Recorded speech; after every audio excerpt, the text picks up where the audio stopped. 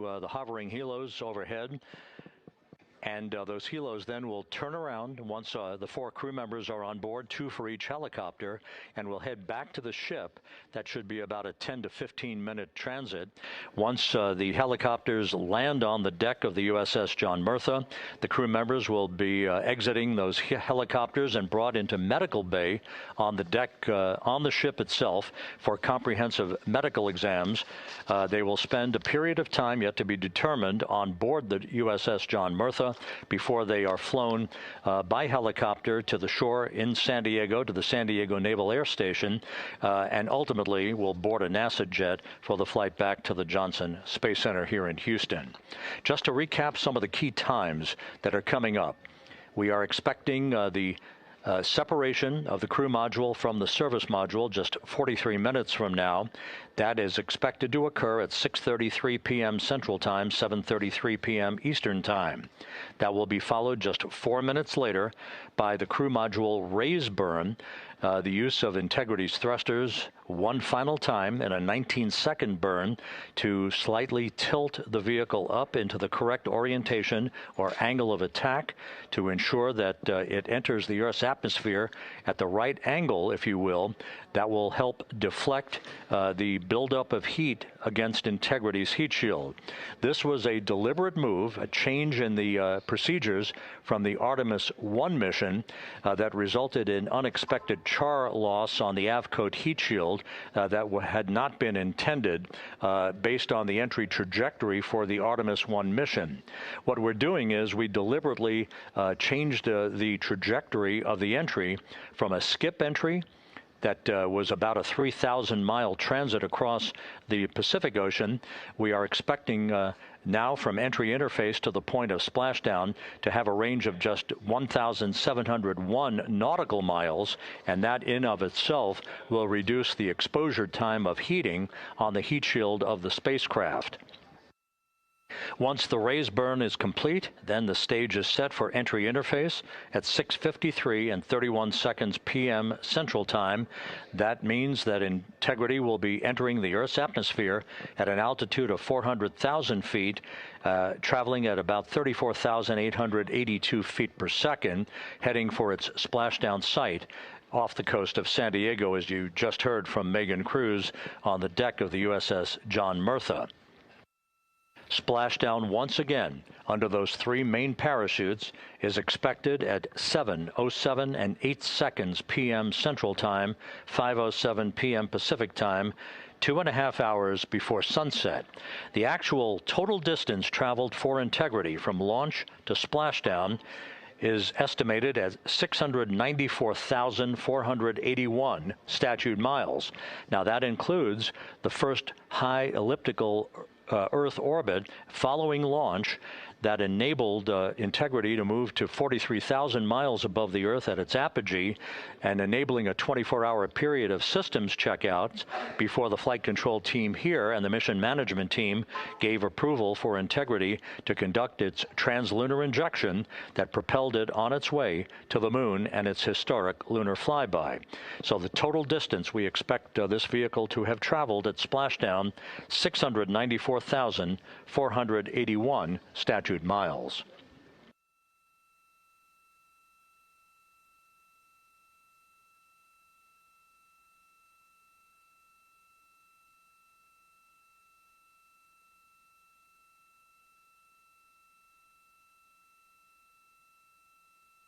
With everything proceeding on track and on time aboard Integrity, the vehicle system is in excellent shape as the Earth grows larger in the field of view.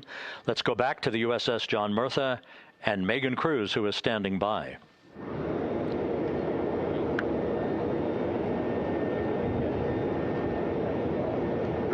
Hey, yeah, Rob, welcome back. Again, we are out in the Pacific Ocean, staged just about 6.5 miles from where we expect Orion to splash down now in just over an hour. How exciting, and the weather awesome conditions here. I know you see some wind blowing around my hair, but really nothing to speak of when it comes to having to recover our astronauts, as well as no waves here, really. So yeah, we're expecting a really great day. Also, hopefully, some really great views. You can see behind me that some of the clouds are starting to break up, so that's really exciting. And now, of course, this ship has a lot of people ready and excited to welcome our crew back home, including Dr. Rick Schuring here. He is a NASA flight surgeon. Great to have you here, Rick. You too, Megan. It is a blessing to be out here this day with our teams. We've trained 3 years for this, nonstop with the U.S. Navy, and along with EGS, and we've so looked forward to this day. And you know, just by God's grace, everything's parting, the skies and everything. The crew's doing great. Looking forward to coming back, and our teams are ready. So this is one of those days you've dreamt about, and now it's finally here, and we're ready, and just thankful to be a part of it. Yeah, and you play a really integral role. When was the last time you spoke to the crew, and how are they feeling in this last hour before splashdown? Sure. Yeah, so the crew woke up, when they splashed down, they will have woken up about 8.5 hours ago. Me and my fellow crew surgeons, Doctors Chris Haas and Rafi Kumjian from this Canadian Space Agency, spoke with them about 6.5 hours ago, just to double check on how they were doing, if there's any medical issues, you know, how they slept, and then kind of go over their landing day protocol for their medications, for what we call a fluid load, to try to replace some of the fluid and electrolytes that they've lost with just a normal space adaptation. Once they got to space, they kind of have to replace some of that fluid to help them with the whole landing kind of readaptation to 1G, which they haven't done for the last 10 days. And then just kind of let them know how things are going to play out, you know, out with the open water teams all the way until we finally get to the med deck. So they were very pumped up, very hurried though. They had a lot of cabin configuration, a lot of things to get ready. So they're excited, but also very focused on the job that they had to do. So like again, we've trained a long time for this, and we're ready. And you said some medications. I mean, those are kind of just to mitigate the effects of, obviously, their more than 695,000 mile journey back to Earth. It's just like anti-nausea medication, right? Yeah, exactly, Megan. The you know, astronauts are very healthy, fortunately, and even when they come back in reentry, you know, the human system is very kind of dynamic. It has to readapt very quickly, and one of the most common responses they get is just some stomach awareness, to some nausea, even to some vomiting. And you know, with our crews that land out in Karagana, the Soyuz crews or our SpaceX crews, you know, they all kind of experience the same thing.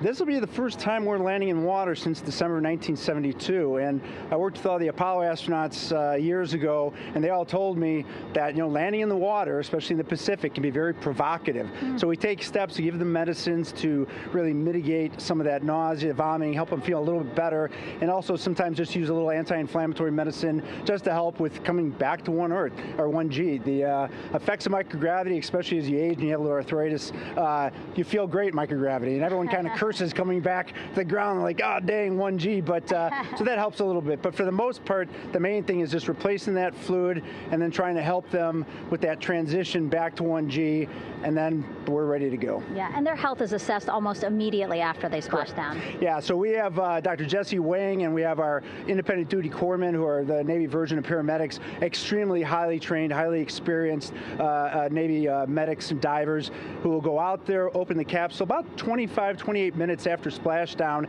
and do the first initial assessment. So Jesse and his team will go out there and look at each crew, kind of do their assessments, get vital signs, report back to Drs. Haas and Kumji and I back in the med bay, let them know how they're doing, and then you know, if they've got the normal kind of space adaptation kind of things, we expect that they're good to go on that. If anything, you know, didn't go the way we want, they're all prepared for that as well. And Jesse and his team, I mean, you know, this is their full-time job, taking care of, you know, sailors and folks who might be injured. We don't expect any injuries, but coming back, you know, going 25,000 miles an hour down to, you know, 20, you know, miles an hour is still a dynamic process. I've heard it described as, you know, kind of like a car crash. And then the crew will be ready to go, and Jesse and his team will make that transition to get them out to the front porch, do assessments on them again, call it to our med bay, and then once we have that and they're all good to go and the crew's feeling okay, we'll hoist them up in the helos.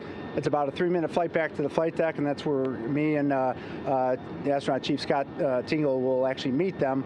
I'll get eyes on them, make sure they're all good, just take very slow transitions, and then one by one we'll either get them out with the SMTs, the SAR MedTechs under each arm, just kind of just walk them very slowly to med bay, which actually helps them acclimate back to 1G. Or if they really don't have their sea legs back yet, then we might put them in what we call a stair chair, which will be right behind them, and then just very slowly kind of get them back into med bay to start our full assessments for the team. Yeah, so a really great team here to support them as soon as they get back, and also all throughout the mission, of course. You talked a little bit about this, but obviously, we have seen astronauts return from the International Space Station for over 25 years, so we kind of know that that journey, how it affects the body. But yes, we're talking about humans returning from the moon for the first time since 1972. How is this different from your perspective? So it's different in one very significant respect. On Apollo, for exercise, they had something called the Apollo Exergenia, which was basically just a little canister with some ropes, and they would have some resistance and kind of do that. And the Apollo astronauts really liked that. They liked the ability to exercise, because you decondition from a musculoskeletal standpoint, you lose your strength and your stamina very quickly. We had something called the Orion flywheel, which was able to impart much greater loads in terms of resistance, so they're able to do squats, deadlifts, different things, not dissimilar to what the ISS astronauts do, but with a lot less room to do it. And they also did rowing activities for cardiovascular health, and the crews loved it. But for the lunar crews, the future lunar crews, maintaining that physical conditioning, which our astronaut strength conditioning rehabilitation specialists, affectionately known as the ACERs, back in Houston, really work hard to get them in the best shape they're going to have to be in to get to the moon.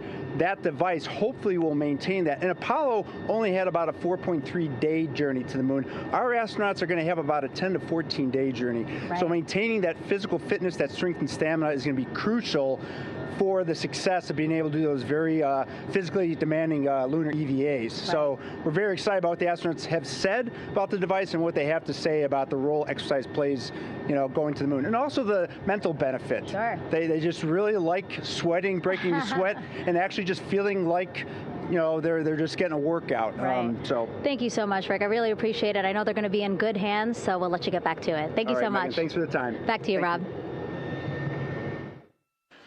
Okay, Megan, back here in Mission Control in Houston, everything is moving along in order. This view of Reed Wiseman on the left, Victor Glover on the right. We have good suit leak checks. Everything aboard integrity is in excellent shape. The vehicle, with the Earth growing larger and larger in the field of view, we're now just about 8,200 nautical miles away from Earth and closing in for a splashdown just 1 hour and 5 minutes from now.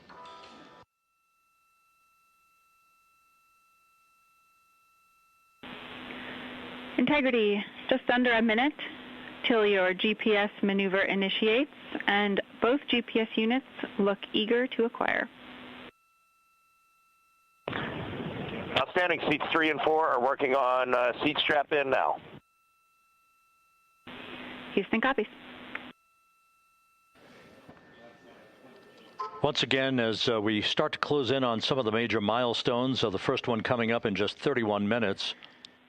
And Integrity, just confirming the LCG gas trap was able to be closed out. Affirmative. Copy. Crew module, service module separation scheduled just 31 minutes from now. The key point of interest, of course, will be the performance of Integrity's heat shield during its high-speed entry back into Earth and the peak heating that is expected around the spacecraft of some 4,000 to 5,000 degrees Fahrenheit. On Artemis I, as I think most folks know by now, we flew a trajectory known as a skip entry, in which we performed an initial dip into the atmosphere to bleed off some energy. Then we skipped out of the atmosphere and dipped back into the atmosphere before splashing down in the Pacific. But after the mission was over with, we noticed unexpected liberation of some of the charring effects on the heat shield known as AVCOAT. Before the flight, we had an opportunity to sit down and talk with Entry Flight Director Rick Henfling to get a perspective on what this all means and how the mission was redesigned to try to protect Integrity's heat shield to a higher extent. Let's take a look at that interview. Returning from the moon is a lot different than deorbiting from low Earth orbit. When we return from the moon, we expect to achieve velocities upwards of 36,000 feet per second. And in order to slow down to a nice, graceful splashdown in the Pacific Ocean, the flight crew is going to experience between 3 and 4 times the force of Earth's gravity. On Artemis I, pressure buildup inside the char layer of the heat shield resulted in the char losses we saw. NASA established a Tiger team whose job was to investigate the cause of the problem and then make recommendations on how to fly the Artemis II mission safely and successfully. And so for Artemis II, we are going to fly a profile that ensures the spacecraft will not see that same type of pressure profile.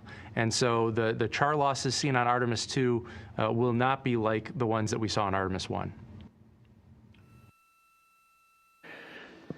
Rick Henfling indicated that the orientation of the spacecraft and the shortening of the distance of transit to the splashdown zone from the point of entry interface when we reach the top of the Earth's atmosphere, which will be coming up at 6:53 and 30 seconds p.m. Central Time, should do the trick in minimizing the deleterious forces against that heat shield that were noticed on the Artemis I mission. And we think we see a beautiful sunrise over the west coast of Australia.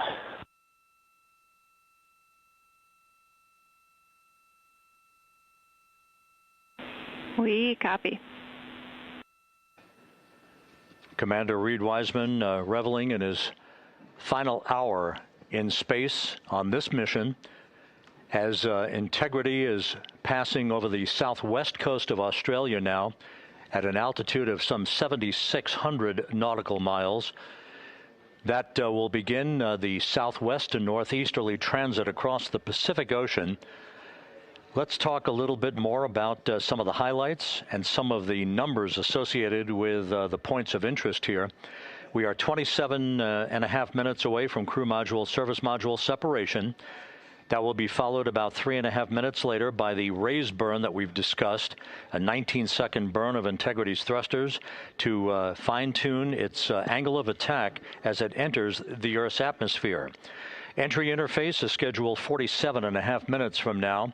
That's the point at which we will reach the top of the Earth's atmosphere, traveling about 34,882 feet per second at an altitude of 400,000 feet. Just 24 seconds after entry interface, we will begin a blackout period of 6 minutes in duration at 6:53 and 54 seconds p.m. Central Time. Now, about 10 seconds after the blackout period begins, we are expected to reach peak speed, which would be 24,661 miles an hour. That'll be about 103 miles an hour short of the velocity record set by the Apollo 10 astronauts, Tom Stafford, Gene Cernan, and John Young, when they returned from the moon on the Apollo 10 mission in 1969. That blackout period is expected to last 6 minutes in duration. At 6:54 and 52 seconds p.m. Central Time, we'll reach our peak heating period of about 4,000 to 5,000 degrees while we're in a communications blackout from Integrity and its astronauts. That blackout should end at 6:59 and 55 seconds p.m. Central Time, at which point we expect to regain communications with the crew. Capcom Jackie Mahaffey here in the flight control room will be talking to the crew, calling them, and we'll await a response from the crew as they come out of that blackout period. And at that point, their altitude will be just 157,000 feet above the Earth, traveling at 13,000 feet per second with a range to splashdown of just 147 nautical miles. From that point on, the next key series of events will be the deployment of a series of parachutes that we discussed before. First, the forward bay cover chute deploy that will pull the forward bay cover away from the top of Integrity, followed by drogue chute deploy, and then the main chute deploy that's expected at 7:04 and 44 seconds p.m. Central Time. That will begin the gentle descent of Integrity towards its splashdown at just a velocity of just 19 13 miles an hour, and that will begin the recovery operations that you just heard Megan Cruz discuss with her folks on the USS John Murtha. All of Integrity's systems in great shape. The crew is suited up.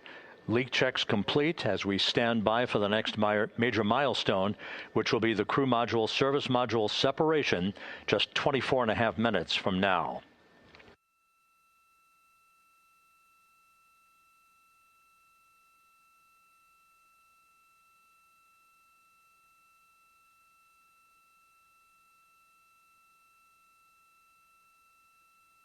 All of the activities from the start of entry interface to the point of splashdown will be quite rapid fire, just 13.5 minutes from the point at which we begin descent into the Earth's atmosphere till splashdown. And just to show you, as Rick Shearing, the flight surgeon, alluded to in his interview with Megan Cruz, all of this happens to decelerate the vehicle from traveling around Mach 33 to just 19 miles an hour at splashdown. All of that happening in just 13.5 minutes. But the vehicle and the parachutes are all designed to support all of that, so we'll be standing by to report all that to you in sequential fashion as these milestones are ticked off and as we hear from the crew during its entry back into the Earth's atmosphere and ultimately when they emerge from the blackout period, and at that point we'll be just minutes away from splashdown.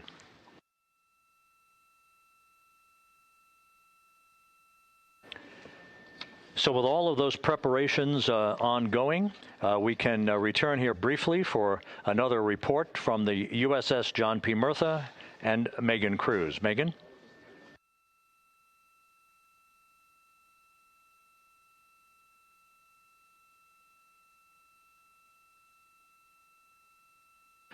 And we'll regain that communication with the USS John P. Murtha just momentarily. In the meantime, everything is on track aboard Integrity, the flight control team here in Houston, led by Entry Flight Director Rick Henfling. The voice you will hear talking to the crew is that of Jackie Mahaffey. She will be reporting everything to the crew and receiving their reports as they enter the Earth's atmosphere for their 13.5-minute plunge back into the atmosphere for splashdown off the coast of San Diego. Now we have the ship back with us and Megan Cruz aboard the USS John P. Murtha. Megan? 11 balloon, right?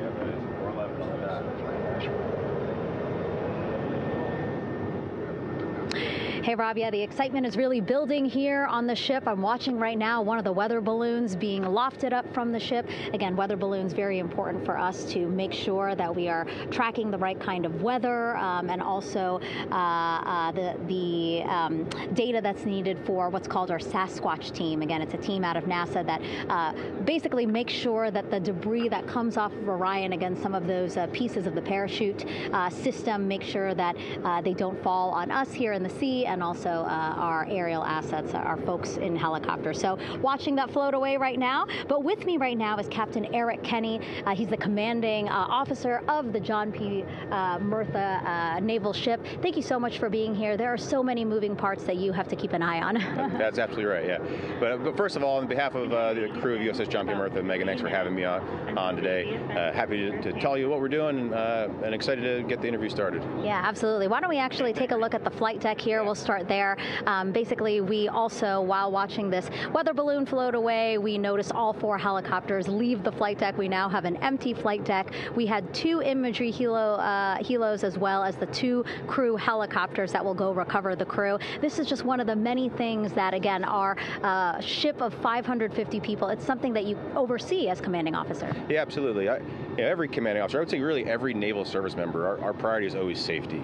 And as the commanding officer, I take that as one of my primary roles here on board. Mission accomplishment is important, safety always.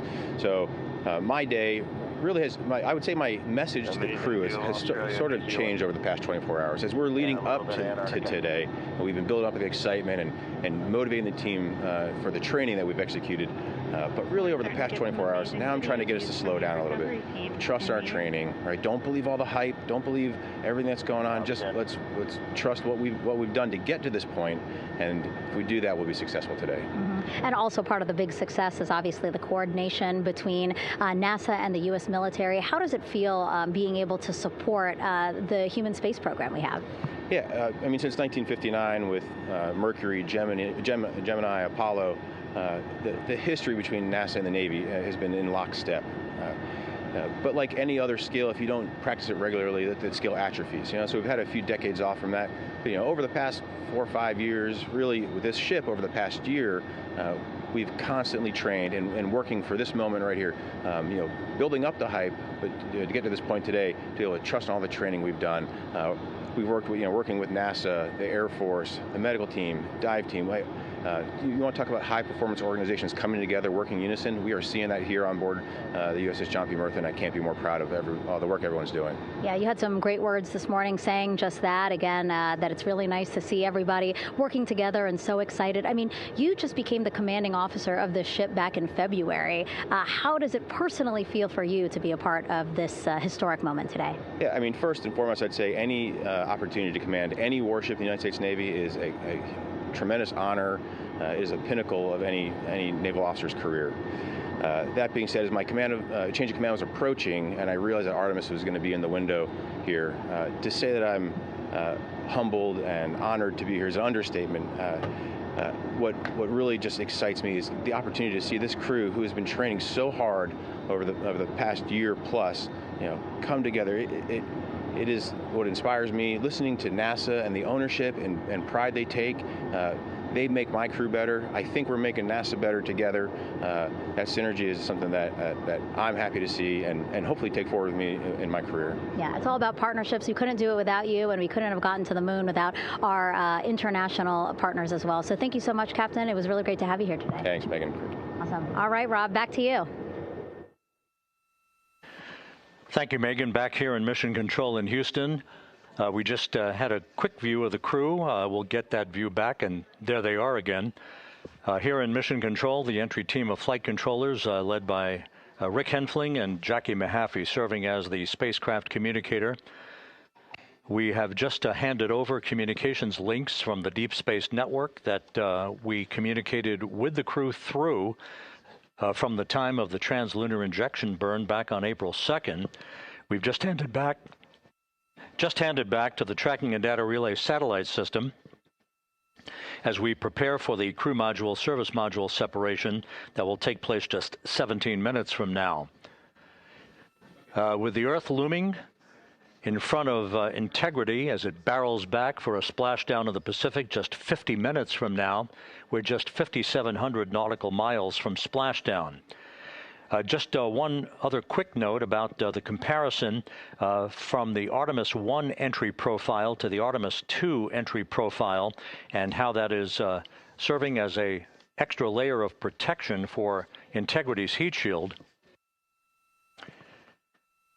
The Artemis I entry had an entry range of some 3,178 nautical miles, a very long downtrack, and a very longer period of exposure to heat loads than we're experiencing tonight.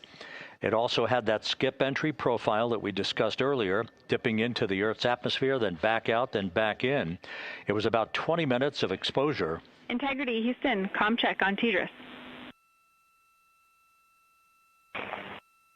Jackie, we have it loud and clear on TDRS.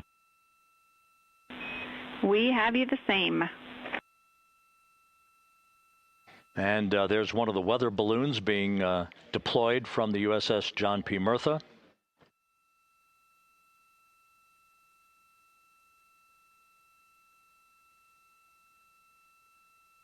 So the Artemis I entry had the vehicle. The update on GPS, we haven't seen it track in yet.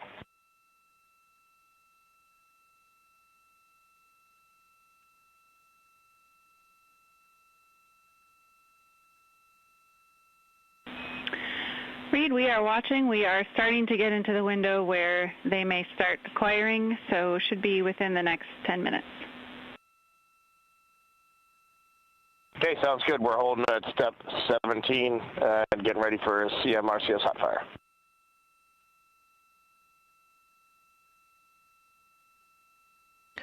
And that exchange indicating that we are expecting to acquire data from the GPS system on board. That'll be a navigational tool that will basically tell Integrity's computers that they're on track down the center line of the corridor for the entry interface that will lead them to their splashdown point.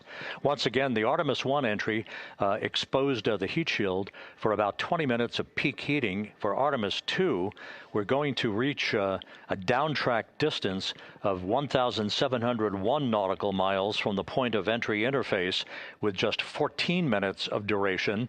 And it's basically a different angle of attack, a little bit steeper angle of attack that will protect the heat shield from excessive heat loads. So that is the difference between Artemis I and Artemis II, all designed into this mission to gather data, to protect the heat shield, since the Artemis III mission and beyond will have a different designed heat shield that will allow that skip entry type of profile to be resumed for all of the future missions coming back from the south pole of the moon when we initiate lunar landings. So we've handed over to the tracking and data relay satellite system. That's where we'll have communications for the rest of the flight. Just to give you some time hacks here, we're 13.5 minutes away from crew module, service module separation, and just 17 minutes away from the raise burn, that 19-second firing of the thrusters that will basically be the final fine-tuning of the angle of attack for Integrity as it enters the Earth's atmosphere.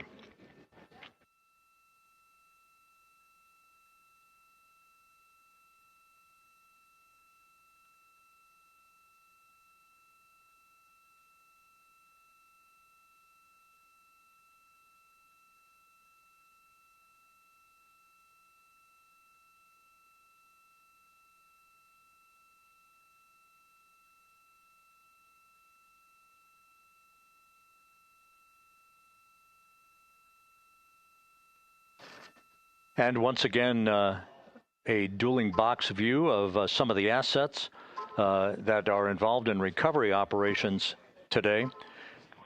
The Integrity, cabin configured, all crew suited and seated. Houston, copies.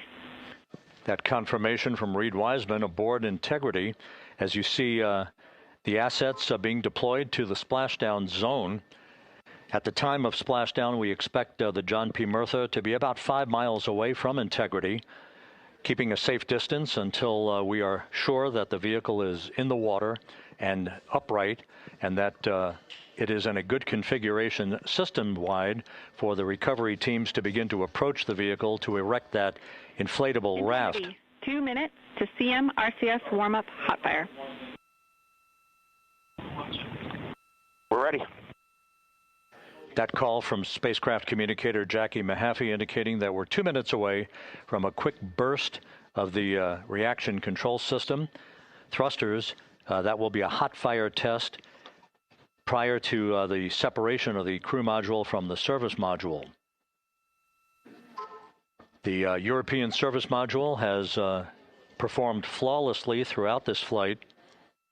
Everything, all the burns that had been prescribed for that service module have been executed on time and without a problem. There is the European flight control room that has overseen the manufacturing, the design of the European service module. They deserve quite a bit of credit on this mission for not only propelling the Integrity and its astronauts toward the moon, but also conducting the fine-tuning of its trajectory to bring it to this point where we are dead spot on down the middle of the corridor trajectory-wise to bring Integrity down for its splashdown in the Pacific just 44 minutes from now.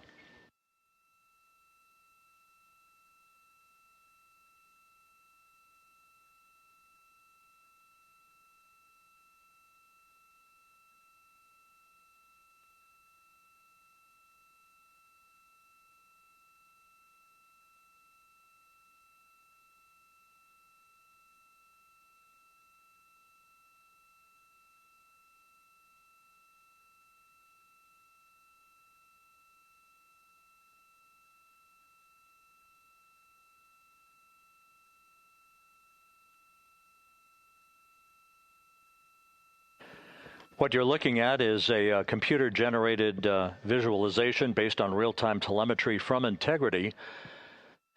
Currently traveling about 16,000 miles an hour.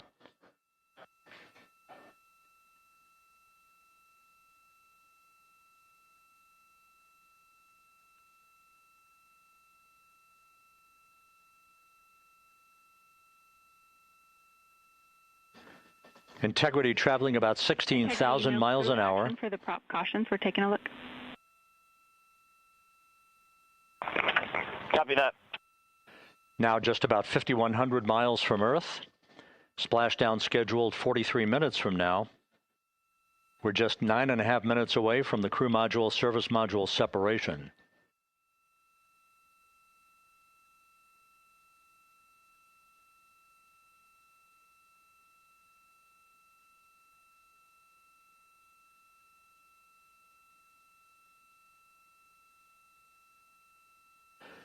We are confirming.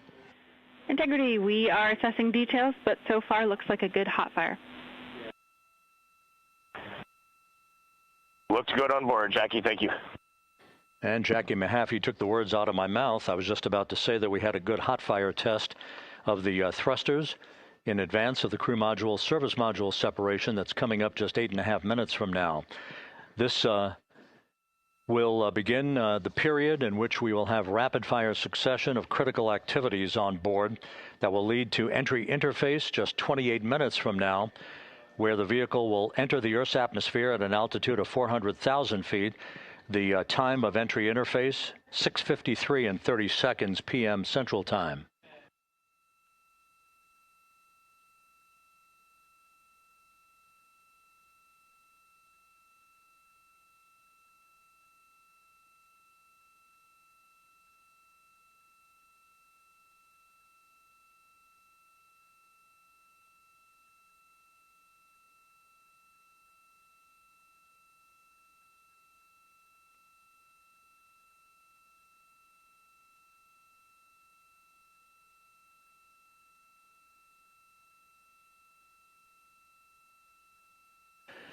Integrity's astronauts were awakened at mid-morning to begin their entry preparations.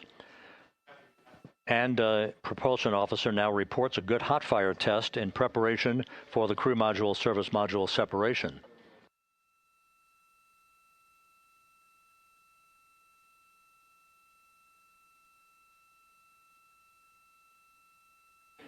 We're now inside 41 minutes until splashdown.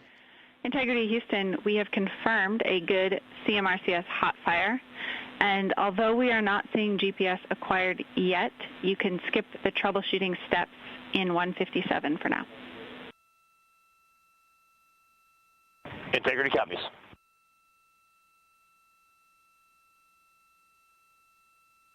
That GPS discussion indicating that we will be acquiring navigational data for Integrity through the Global Positioning System equipment on board. We just don't have it yet, but we will. All of Integrity's systems are in great shape to support its high-speed entry into the Earth's atmosphere. It, once again, will reach a peak speed of 24,661.21 miles an hour. You're calling GPS. We at least have GPS 1 looking good on board.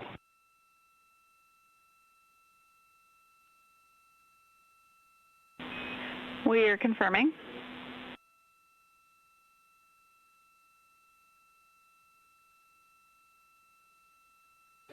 The guidance, navigation, and control officer here in Mission Control confirming that we have good lock on GPS data.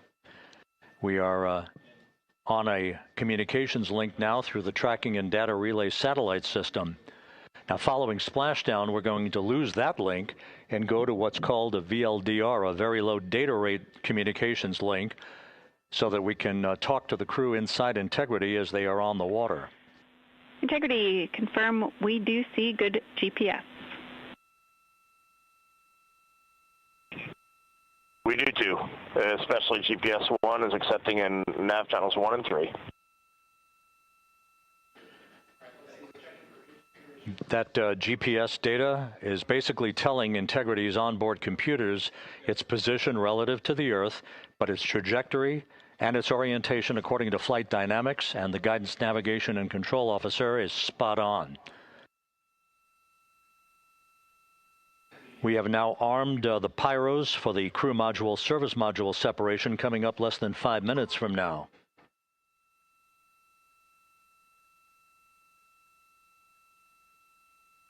Once again, just 10 seconds after entry interface, we will see Integrity reaching its peak speed of 24,661.21 miles per hour. That will be just seconds before we begin a 6-minute blackout period. Integrity, Houston. Your vehicle is in a good config for CM-SM SEP and go for CM raise. Houston, we see the same on board and copy go for CM raise.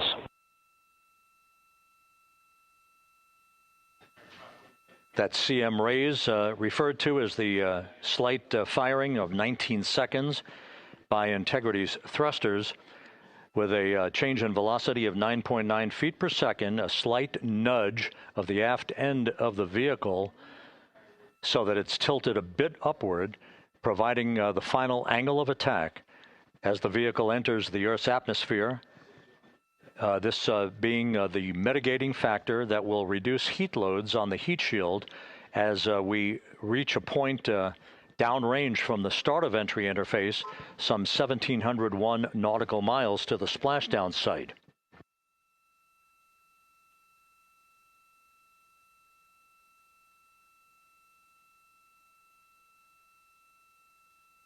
Integrity systems in excellent shape. We are currently 3,300 nautical miles left in this mission. Splashdown scheduled 36 minutes, 39 seconds from now.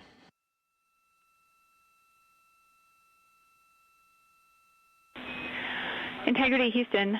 For the 2 enabled prop cautions, what happened is while the thrusters were firing, multiple pressure sensors on each of the strings diverged a bit from each other. Those limits look to be set pretty tight. We think it could happen again when the thrusters fire in the future, so we are going to suppress those messages. We concur with suppress, not inhibit. Thank you. That exchange between Jackie Mahaffey, our Capcom for tonight, and Reed Wiseman aboard Integrity, indicating basically to ignore sensor data. All of Integrity's systems are in good shape.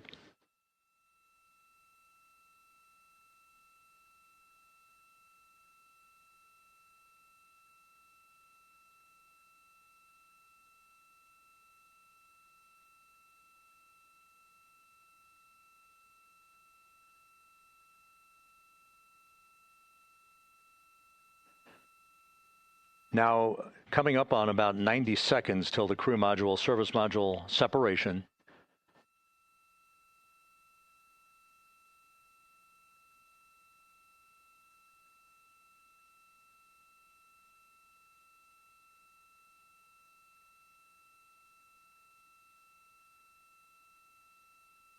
All quiet here in Mission Control as we enter the most critical phase of the completion of this flight. All of the preparatory activities leading up to the vehicle entering the Earth's atmosphere just 21 minutes from now.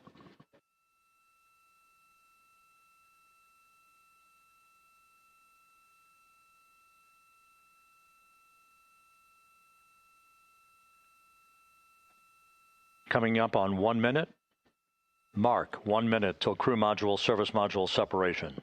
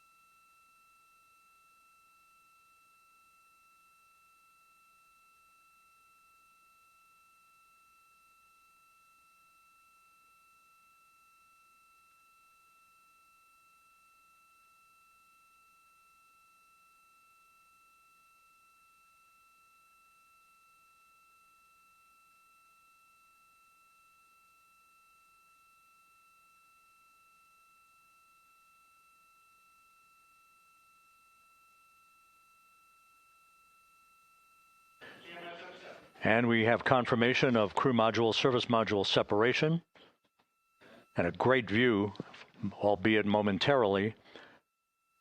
Houston, good step on board. Houston copies and concurs. The European service module now separated from Integrity, a job well done. Integrity, no action for the 4 CDH cautions. Those are SM related, not applicable. Integrity.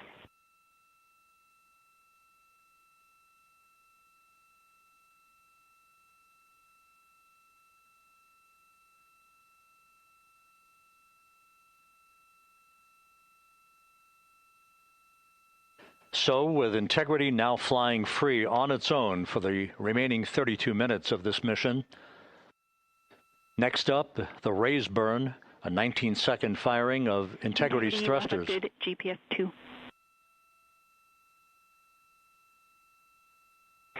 Integrity copies, good GPS 2. Coming up on the 2-minute mark until the raise burn. Again, this is the final tweaking of the orientation of Integrity to put it in the right angle, if you will, the angle of attack that it will fly in during its entrance into the Earth's atmosphere. Entry interface now just 18 minutes, 25 seconds away.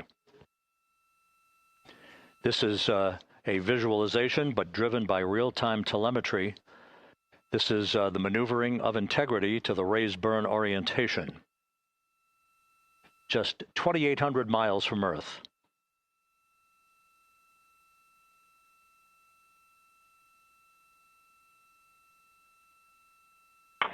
Houston, we got a great view of the European service module out the window with the sun hitting the side and the solar rays and the NASA worm right there. It's a beautiful looking machine. Roger.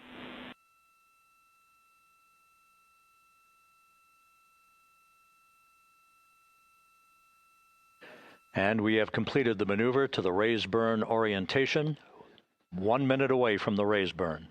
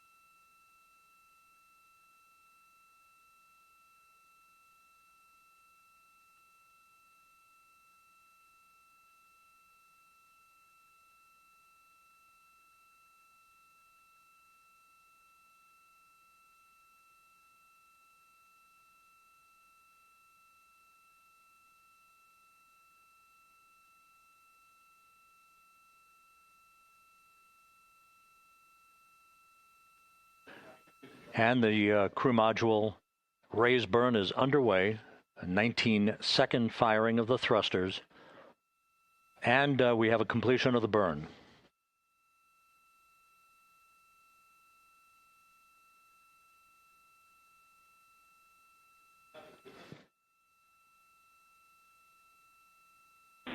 Integrity, good. CM raise burn. Your flight path angle is within limits.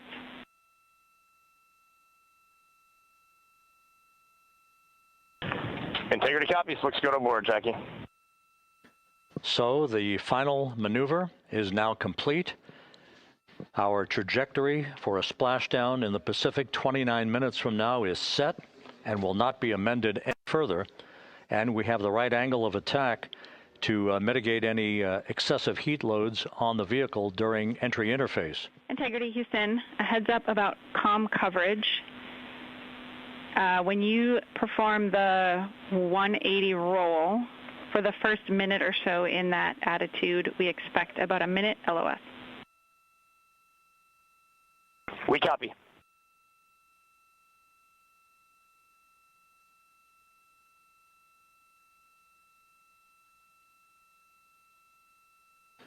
So for those who are watching, The series of events coming up, we will enter the first traces of Earth's atmosphere 14 minutes, 45 seconds from now. 6:53 and 30 seconds is what is pegged for entry interface at an altitude of 400,000 feet, traveling at approximately 34,800 feet per second, range to touchdown or splashdown 1,701 nautical miles. 24 seconds after entry interface, we will enter a 6-minute blackout period in which we will lose communications with the crew. This is expected due to the buildup of plasma around the vehicle. That's an ionization effect due to the collision, if you will, of the velocity of the spacecraft with the friction of the Earth's atmosphere. That 6-minute blackout is expected to begin at 6:53 and 54 seconds p.m. Central Time. During that period of time, we will reach our peak speed of 24,661 miles per hour. That comes just short, based on unofficial data from the flight dynamics officer right now, will come just short of the velocity record set by Apollo 10 of 24,791 miles per hour in 1969. We expect peak heating on the vehicle at 6:54 and 52 seconds p.m. Central Time, a minute and 22 seconds into entry interface. At that point, we will be just 204,000 feet above the Earth, traveling at 33,000 feet per second. The blackout period is expected to last 6 minutes. We expect that blackout period to end at 6:59 and 55 seconds p.m. Central Time. From the end of the blackout period until splashdown, it is just 7 minutes, at which point we'll start deploying the series of parachutes to slow integrity down to an ultimate splashdown velocity of just 19 miles an hour. We see the same, waiting for the 180 rolls.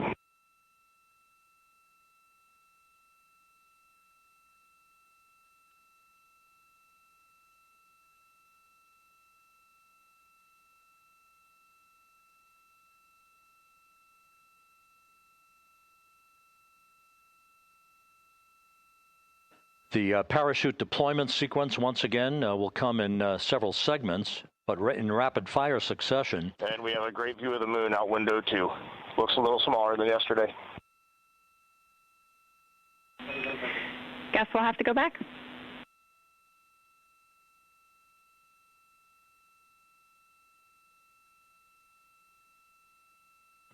Reed Wiseman and Jackie Mahaffey exchanging discussion on a view of the moon that Integrity's astronauts are seeing in the final minutes of this mission that will be completed with splashdown just 25 minutes from now.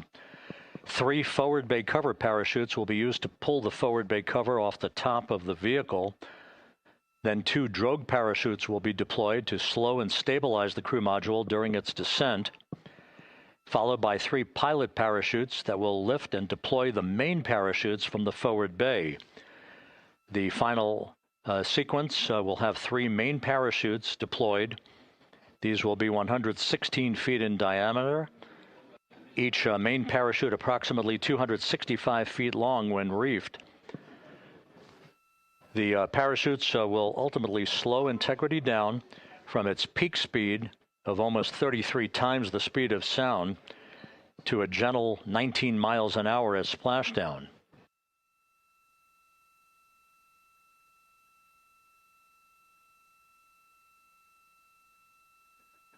The vehicle is now currently in a roll to the proper attitude for entry interface. Our trajectory is right on according to flight dynamics.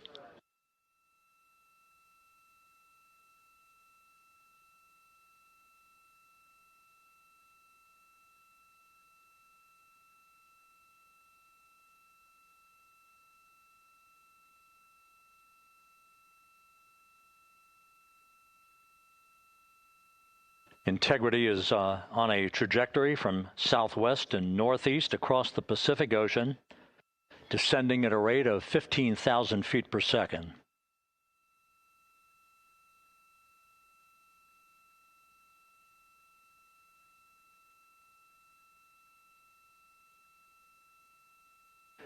Range to touchdown 4,300 nautical miles, all the systems in excellent shape.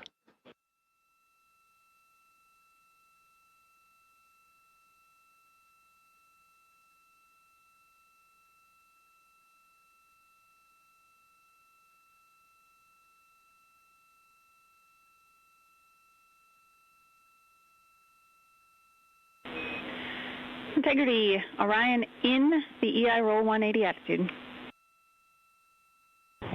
Looks good on board, Jackie.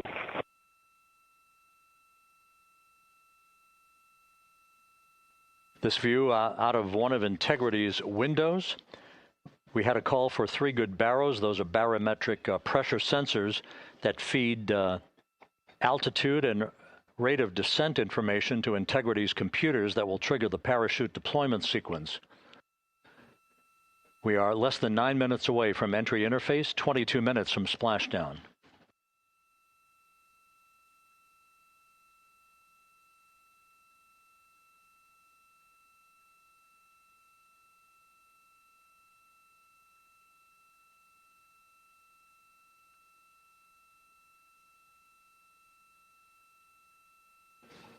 You can see the reflection of one of the crew members in the window.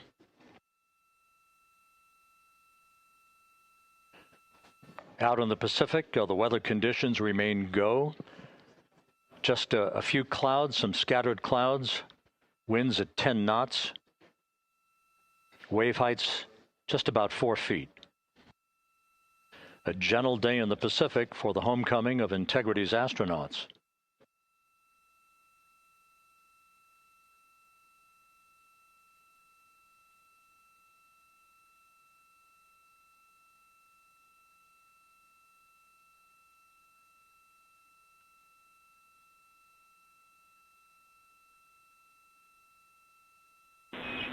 Integrity back in EI attitude.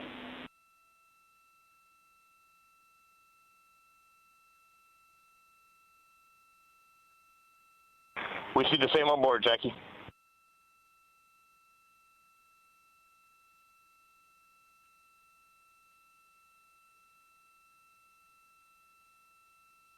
Houston, purge is complete. Crew and vehicle are configured for entry.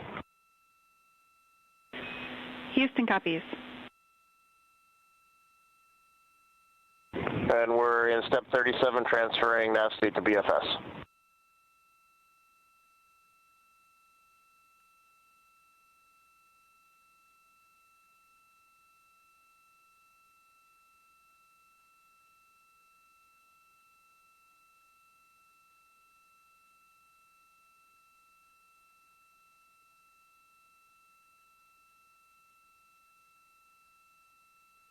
And Houston, in instruction 509, we are not below 0.2.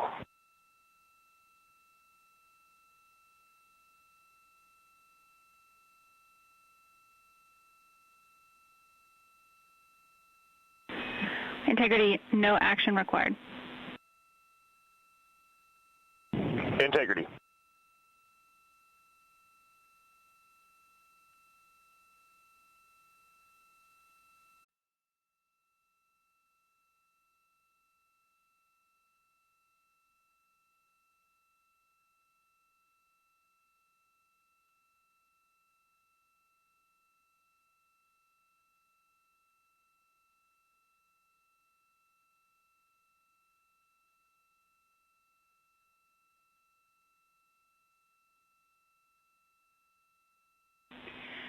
Integrity, impact to the camera controller fail is no cab 1 views of the chutes.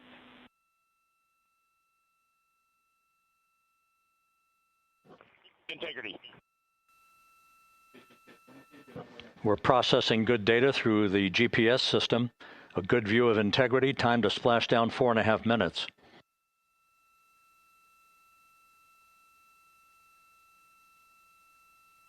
And a view of Integrity from the WB-57. We're at 50,000 feet.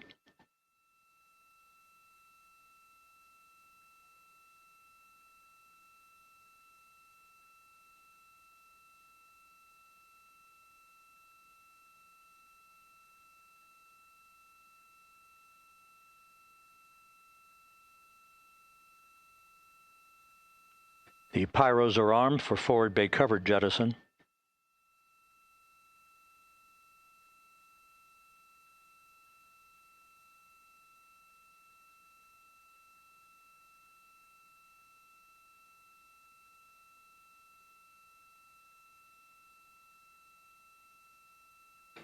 And there go the first series of parachutes. And we're on drogues. And Houston, we're visual 2 drogues out the window. 2 good drogue shoots. Next up. We copy, we see them. Next up, the deployment of pilot parachutes that will pull the main chutes out. Time to splash down 3 minutes and 10 seconds.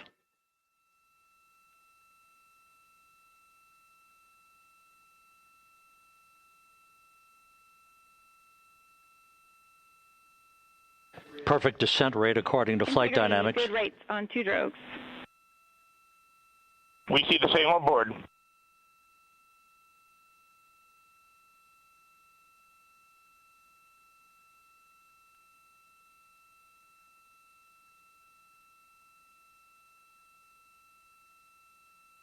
Passing through 10,000 feet. Still on drogues.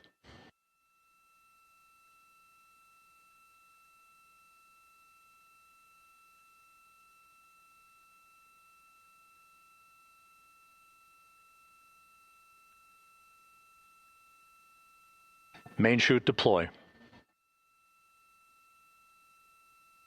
We're at 5,000 feet, and we have 3 good main chutes. Good 3 main chutes, good reefing, good descent rate. Good rates, and we see 3 good-looking parachutes.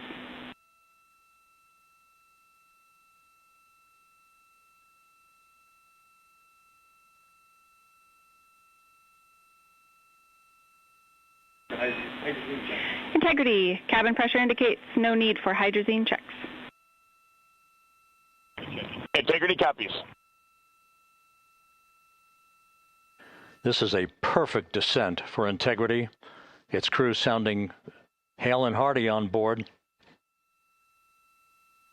Time to splash down 1 minute, 15 seconds.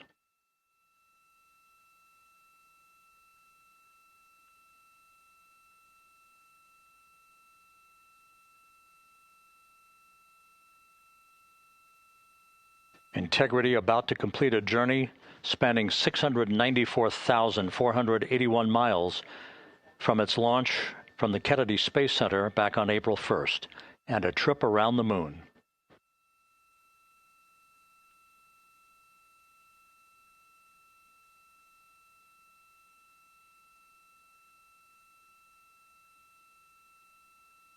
Integrity splashdown, sending post-landing command now. Splashdown confirmed. Copy splashdown, waiting on VLDR. Splashdown confirmed at 7:07 p.m. Central Time, 5:07 p.m. Pacific Time, back on Earth. From the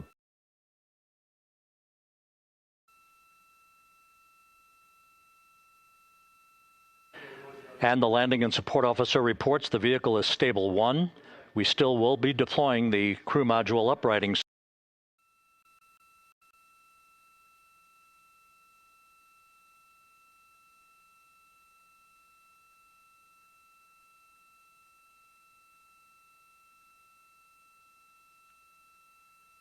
Houston Integrity splashdown, sending post-landing command now. Splashdown confirmed. Copy splashdown, waiting on VLDR. Splashdown confirmed at 7:07 p.m. Central Time, 5:07 p.m. Pacific Time. From the pages of Jules Verne to a modern-day mission to the moon, a new chapter of the exploration of our celestial neighbor is complete. Integrity's astronauts back on Earth.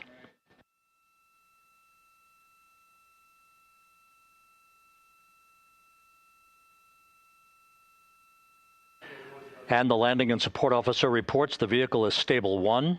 We still will be deploying the crew module uprighting system to maintain that orientation. A perfect bullseye splashdown for Integrity and its 4 astronauts.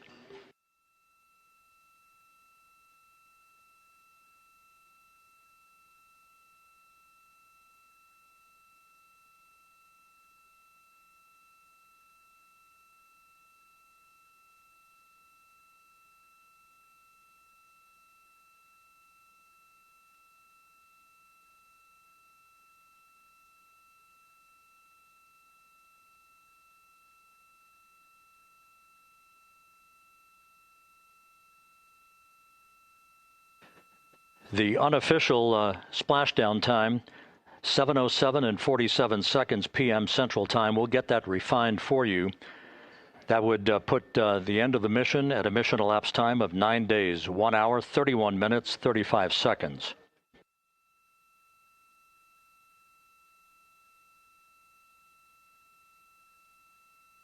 And we're configuring for very low data rate.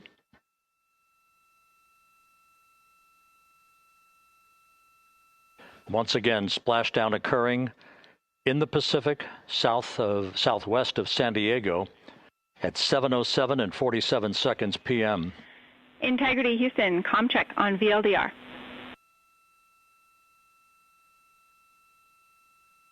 Houston, we have you loud and clear on VLDR. How else? We have you the same. We'll meet you over in post-landing. Perfect communications established. A journey. We are stable 1, 4 green crew members. Houston copies all. Reed Wiseman reporting 4 green crew members. That is not their complexion. That is the fact that they're in great condition. That's what that means. So stable 1, upright. The crew module uprighting system is being deployed. The 5 airbags being inflated through helium to maintain the upright configuration for the vehicle. This was a textbook entry and a textbook touchdown for Integrity. Reed Wiseman, Victor Glover, Christina Cook, and Jeremy Hansen back on Earth after a journey around the moon.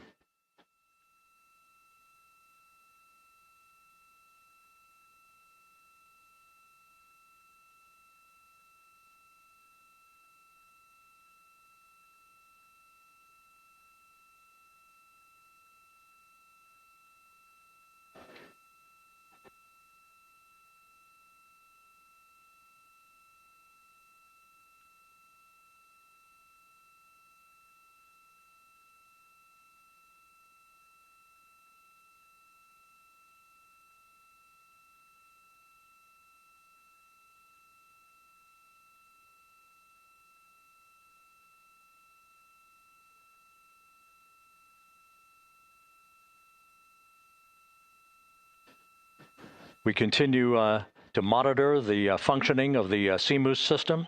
The airbags are being inflated to maintain a stable 1 or upright configuration. And there's a good view from one of the naval helicopters hovering overhead. Reed Wiseman reporting 4 green crew members, meaning they're all in excellent shape.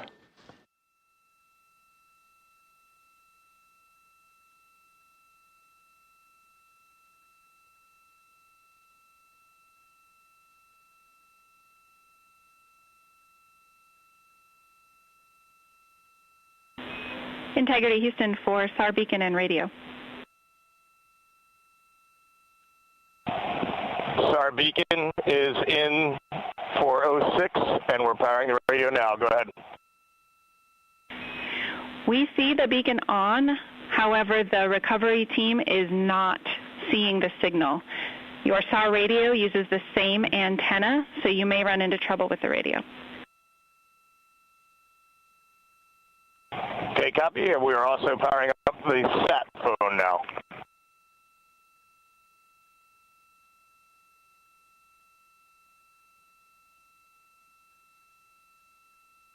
So Integrity is in great shape, and as the crew continues its post-splashdown timelined activities on board, Reed Wiseman once again reporting that all 4 crew members are in excellent shape.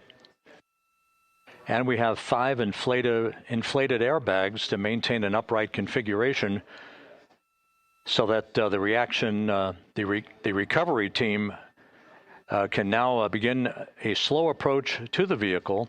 Meanwhile, here in the flight control room, Entry Flight Director Rick Henfling is polling his team of flight controllers for the start of powering down the vehicle after a thorough systems check. We have no toxic gases to be concerned about, so the recovery personnel can approach the vehicle, but not until we have powered down the spacecraft. That's expected to take a few more minutes.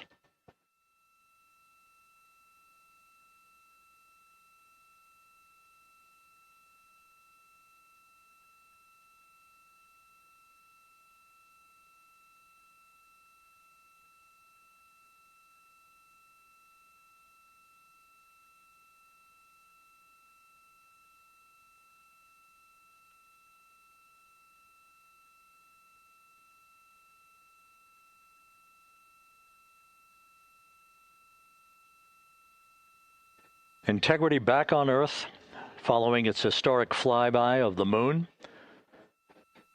It was, for all intents and purposes, a textbook mission. On 2828, but I'll remain on this frequency. We copy.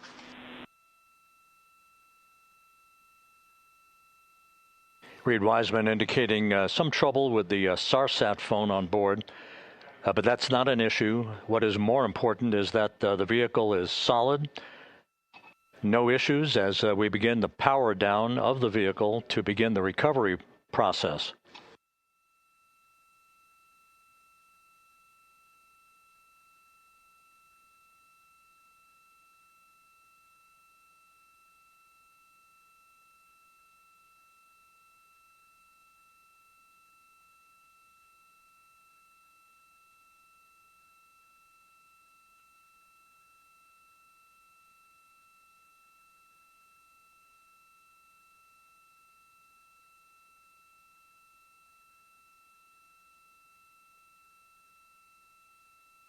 The propulsion officer here in Mission Control reports that we have safed the prop system on Integrity. Can you say again, that was very weak and broken? Integrity, Houston did not call.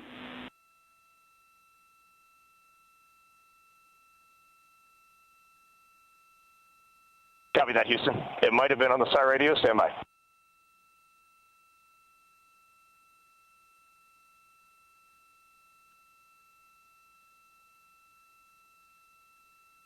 All of the milestones were executed in perfect fashion. Integrity entering the Earth's atmosphere right on time, reaching its peak speed shortly after a blackout period began. We emerged from the blackout period, but the recovery imagery airborne assets were able to pick up Integrity's descent almost immediately through entry interface, tracking the vehicle all the way down. And finally, you saw the sequence of chute deployments. First, the forward bay cover being pulled off the top of the vehicle by a series of 3 parachutes. Then the drogue chutes were deployed, followed by the 3 main chutes that slowed the splashdown velocity of Integrity to just 19 miles an hour.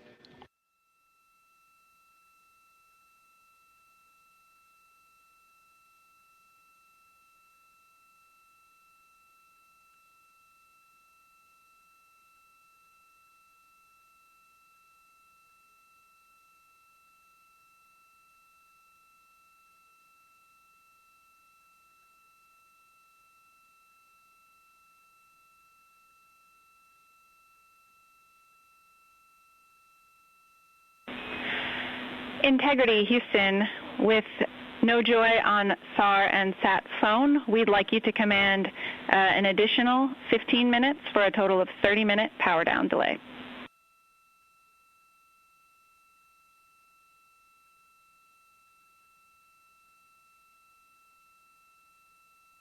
All right, Jackie, we have selected T/D plus 30.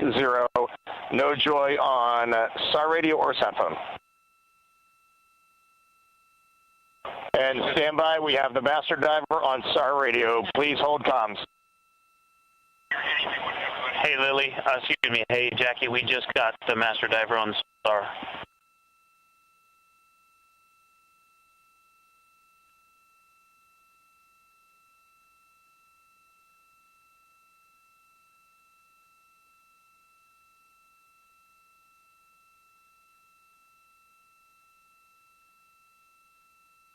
A good view of one of the fast boats. Integrity, Houston, if you are happy with your comm with Master Diver, you can go back to the 15-minute power down. Okay, stand by. Yeah, we'll confirm here in a second. The crew on board Integrity coordinating with the flight control team in Houston here in Mission Control on the timing of the power down of the vehicle, which will be the precursor to the recovery teams approaching the spacecraft.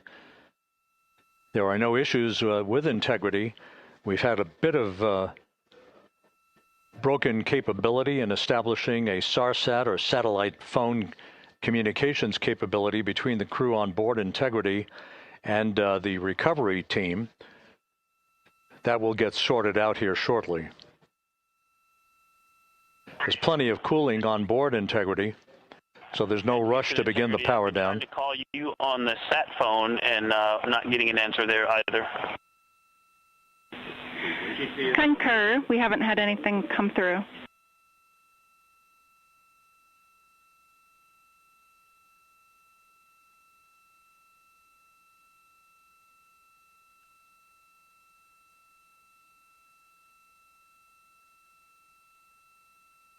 And Houston, if you could relay to recovery that we hear them, but it does not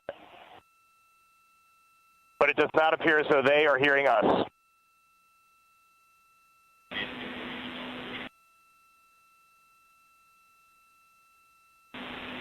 Houston copies, and Reed, just to confirm, you are pushing the PTT on the radio.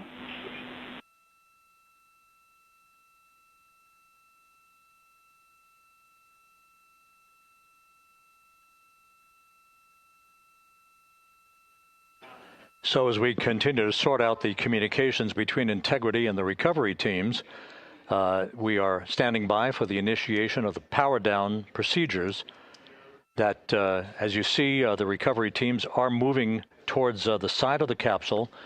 The next major event will be the erection of that large inflatable raft called the front porch.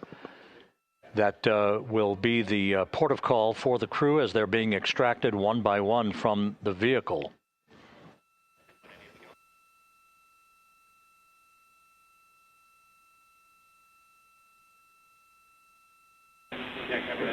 Integrity, Houston, for sat phone, we are going to attempt to call you.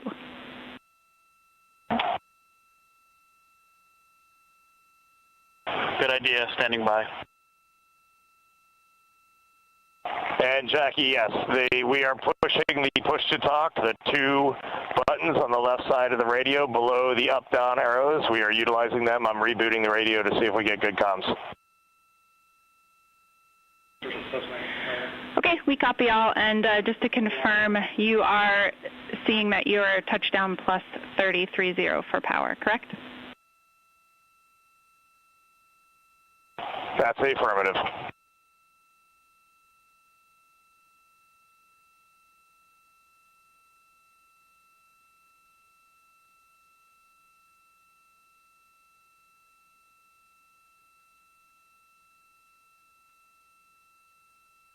We are trying a backdoor approach to have mission control here call the crew on their satellite phone.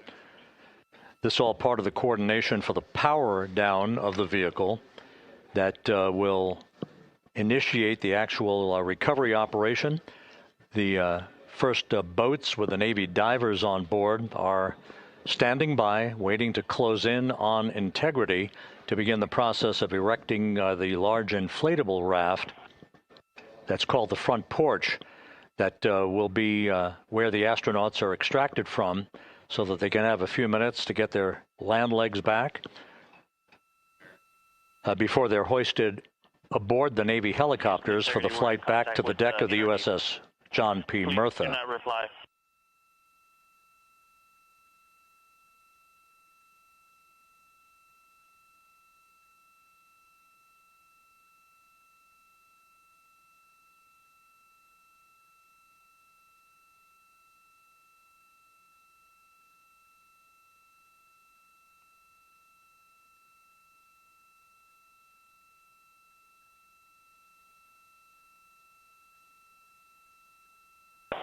And Houston, please don't reply. NRD, very weak,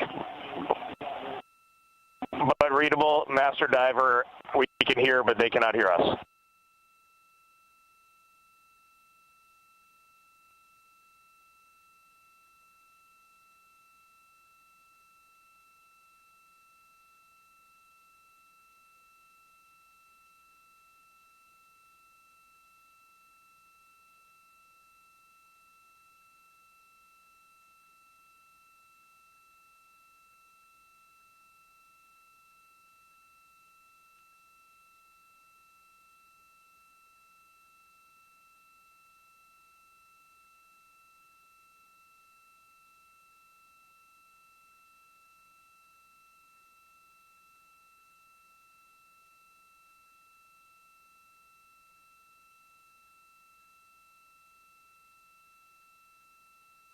And Houston on OE1, is there any chance to tie us into NRD?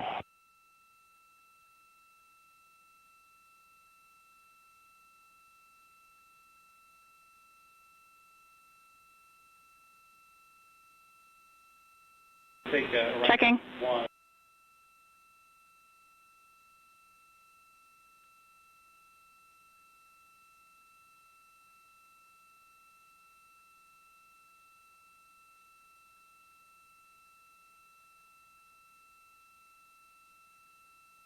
This is Mission Control, Houston.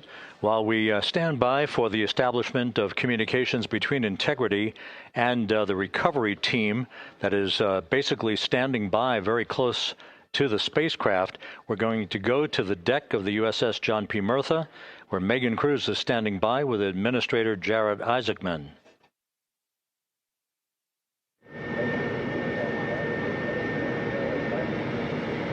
Hey, Rob, yeah, just such an honor to be able to be here on the ship, to be able to share and experience this moment with everyone together. And of course, as you just said, yes, here with NASA Administrator Jared Isaacman. Administrator, how did you feel getting to witness this and seeing NASA at its best? Oh, I mean, I'm honestly, I'm still at a loss for words. I mean, you know, like the childhood Jared right now can't believe what I just saw. I mean, almost been waiting my whole lifetime to see this, and then it's NASA Administrator. I just couldn't be more proud of the entire workforce, the years, the effort, the late nights, all the hard work from across the country that contributed to this incredible moment right now. And yeah, incredibly grateful too for our teams here on the John P. Murtha right now. Yeah, look at them behind us here. We got everybody. Hey, what do you guys think? We just brought some astronauts back from the moon, huh? Unbelievable. Thank you. Yeah, so grateful to the Navy, the sailors that are here, the NASA teams. I mean, this is a joint effort that's on their way right now. These recovery forces are getting out to our Orion spacecraft, to Integrity, to get our astronauts back on the ship safely. Yeah, and this is not just an accomplishment for NASA. This is an accomplishment for humanity. Again, a historic mission to the moon and back. How does this make you feel, and what do you hope people take away from this? Well, I'll tell you, you know, I think about the crew members that we've all had an opportunity to observe over the last 10 days, right? I mean, they're absolutely professional astronauts. I mean, wonderful communicators, almost poets. But then I think these were the ambassadors from humanity to the stars that we sent out there right now. And I can't imagine a better crew than the Artemis II crew that just completed a perfect mission right now. So yes, it's a huge moment for everybody, right? I mean, we are back in the business of sending astronauts to the moon, bringing them back safely, and to set up for a series more. I mean, this is not a once in a lifetime, which you hear sometimes around here. It's like, this was a once in a lifetime. No, it's not. This is just the beginning. We are going to get back into doing this with frequency, sending missions to the moon until we land on it in 2028 and start building our base. Yeah, are we going to build on the momentum for Artemis 3? I mean, it's just around the corner. Absolutely. So, I mean, that's, you know, part of me too. Like, I can't wait to get the crew off of Integrity right now, but also getting Integrity back on this ship so we can start taking a look at it, because all that data is so precious to us right now. I mean, we are going to definitely want to take a good look at the thermal protection system. We're going to want to download all the data they couldn't transmit back to us and use that to inform Artemis 3. But we're already making progress, right? You had SRB segments already showing up at KSC. Core stage for Artemis 3 is rolling out on April 20th. We're getting Mobile Launcher 1 back in vehicle assembly building. So yes, there is a lot to celebrate right now on a mission well accomplished for Artemis 2, and at the same time, we got to start getting ready for 3. Amazing. And last question, you know, for people who joined us for all 10 days to see what we can accomplish together with our international partners, what do you think about the fact that we're going to keep doing this more and more and more?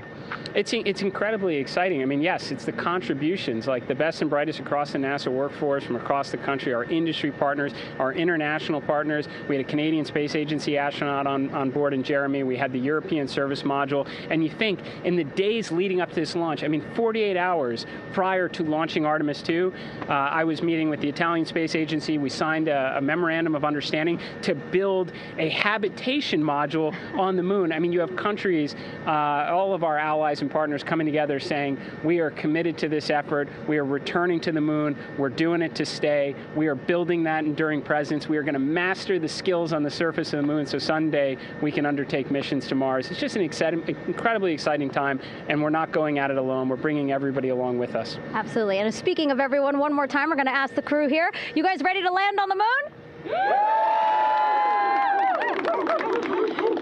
Awesome. I love that. Okay, well, thank you so much, Administrator. Appreciate you being here. We're, of course, going to stay on to watch the crew get extracted from Orion, so stay tuned, and we'll see you back here shortly.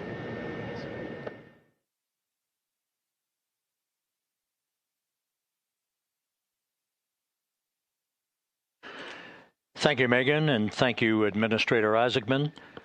We are in the process of working to establish that communications link and to establish the procedures that will lead to the power down of the spacecraft, which is gently bobbing in the Pacific following a bullseye touchdown that occurred at 7:07 p.m. Central Time, 5:07 p.m. Pacific Time, 2.5 hours before sunset in the Pacific, southwest of San Diego. We have once again heard from the crew during that interview opportunity with the administrator, and we have 4 healthy crew members on board.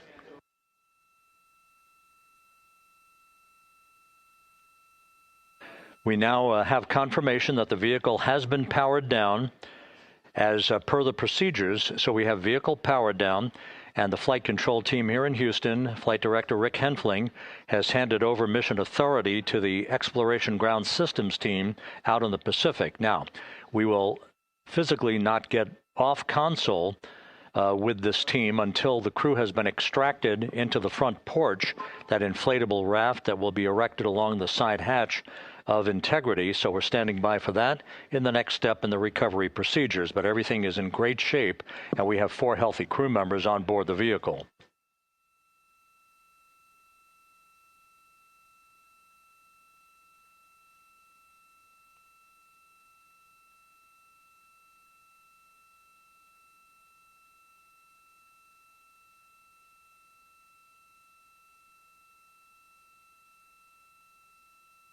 All of the entry events went by the book, no issues, perfect trajectory for Integrity that was culminated with one final raise burn to improve the angle of attack for the vehicle as it entered the Earth's atmosphere. All of that flight dynamics computation worked like a charm.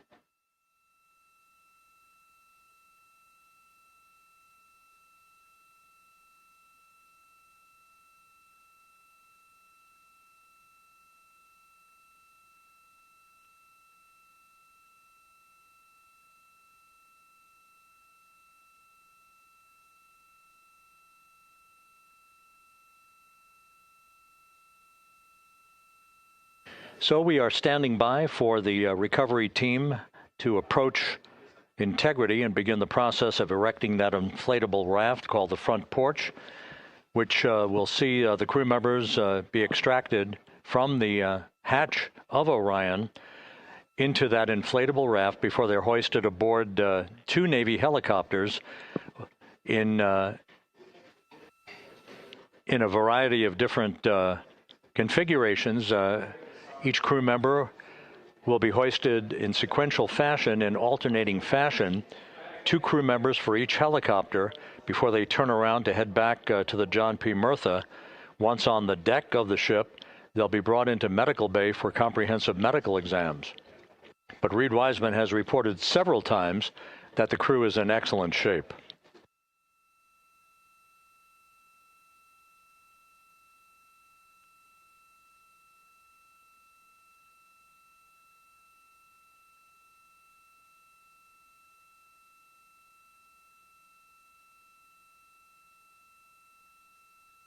So just to recap, it has been some 26.5 minutes since the splashdown of Integrity in the Pacific. The vehicle is in excellent shape. It performed like a champ all the way down through the Earth's atmosphere. All of the vehicle functions were checked off in excellent trip hammer fashion The parachutes all deployed as planned. Splashdown occurring at 7:07 p.m. Central Time, 5:07 p.m. Pacific Time.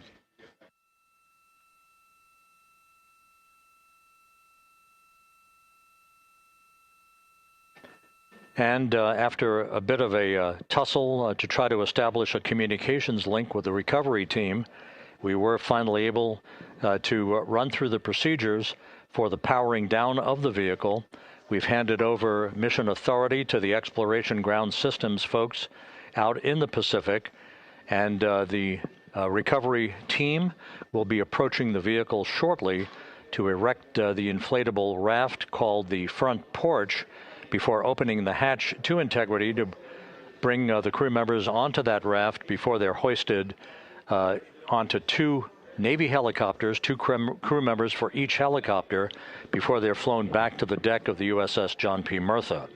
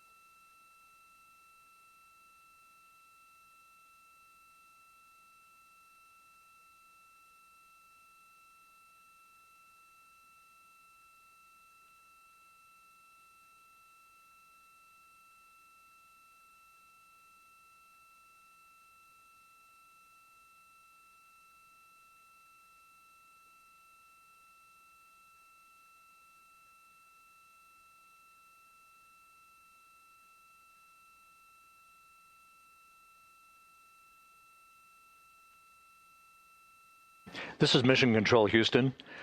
After talking to the flight dynamics folks, we have a bit of a refinement on the splashdown time for you. Their computation shows a splashdown time of 7:07 and 27 seconds p.m. Central Time, 7:07 and 27 seconds p.m. Central Time.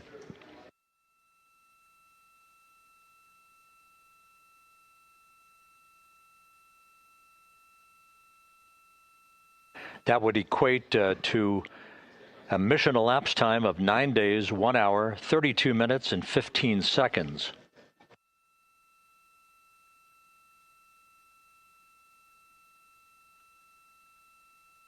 Once again, from Flight Dynamics, a splashdown time of 7:07 and 27 seconds p.m. Central Time. That would equate to a mission elapsed time of 9 days, 1 hour, 32 minutes, and 15 seconds.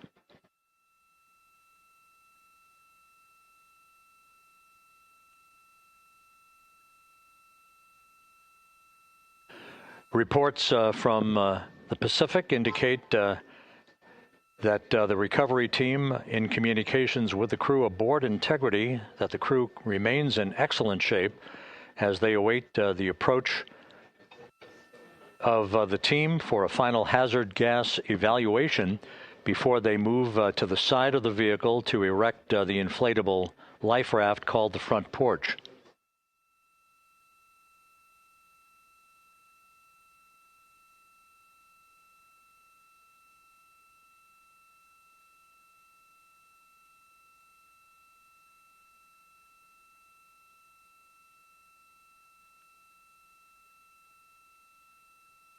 Again, no issues with Integrity. The vehicle is powered down. All of its systems are now safed.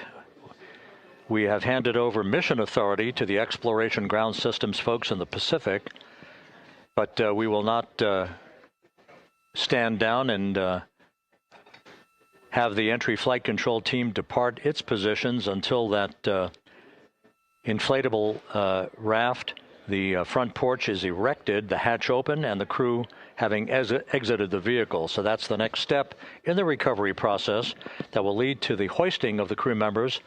For 2 crew members for each helicopter, they'll be hoisted to a pair of Navy helicopters that will then fly a short distance back to the USS John P. Murtha. What you're looking at is one of the fast boats circling the vehicle to make a hazard assessment.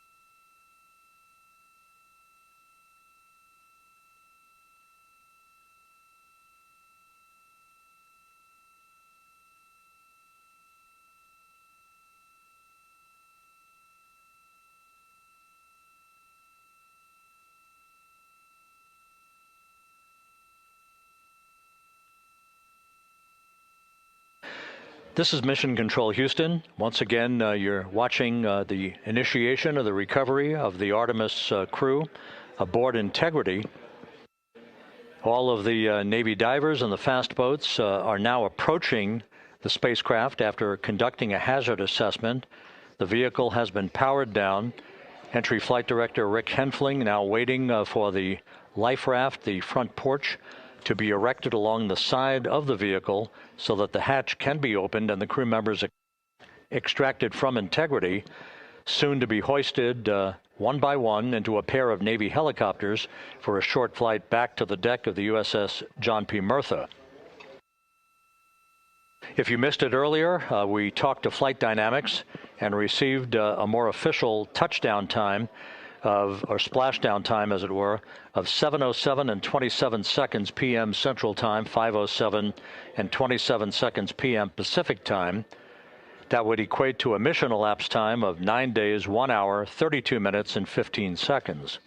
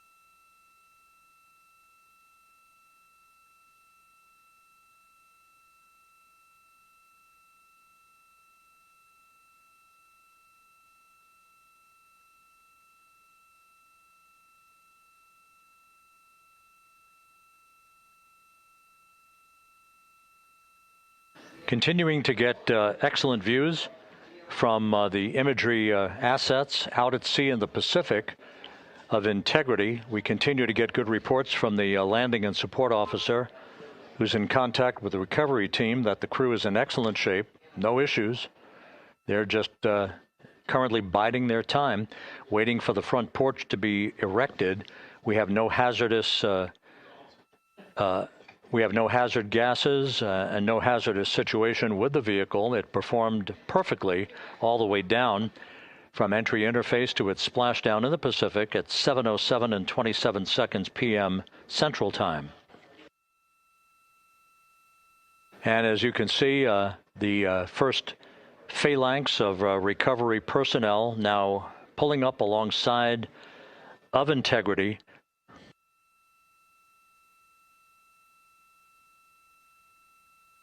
This includes Navy divers, a Navy flight surgeon, and other recovery personnel who have trained for several years for this recovery process.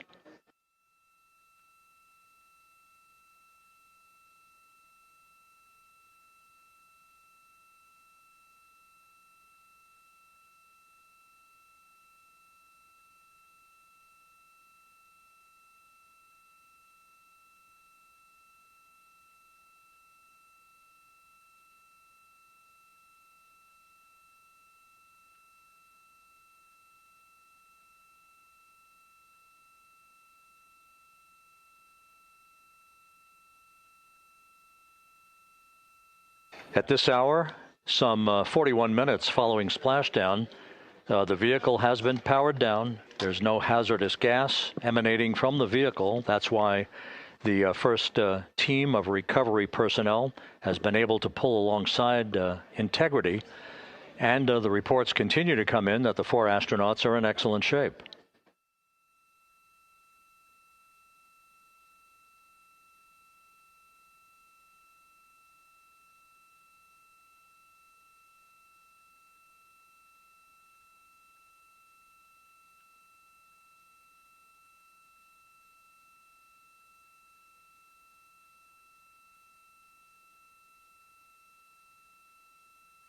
Yes.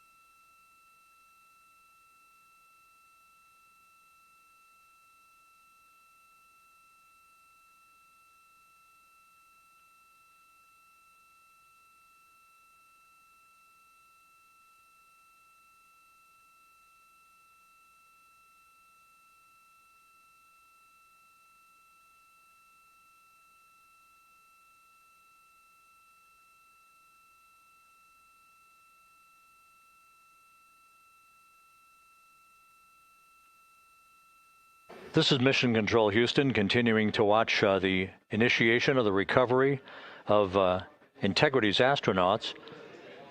One by one, they'll be brought out of the spacecraft onto a large inflatable raft just a short time from now. In the meantime, we can go back to the USS John P. Murtha, where my colleague Megan Cruz is standing by to provide her situation report. Megan, can you hear us?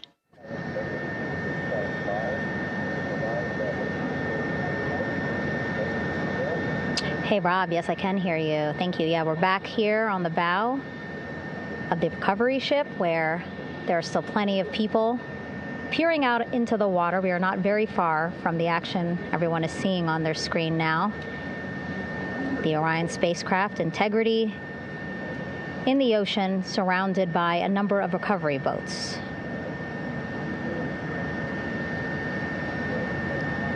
As Rob has been saying, in those recovery boats, NASA and Navy personnel specifically trained to get the astronauts out of Orion.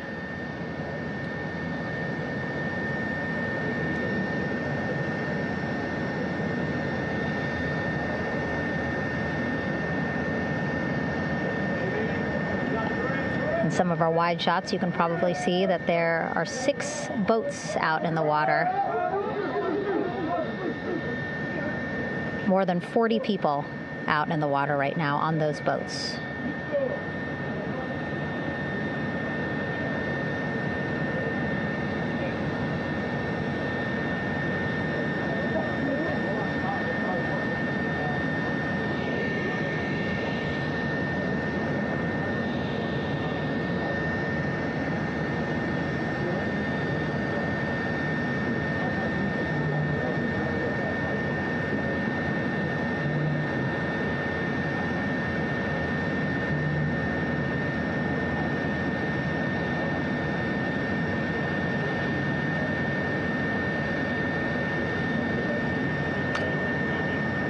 First order of business is to set up the front porch and the stabilization collar.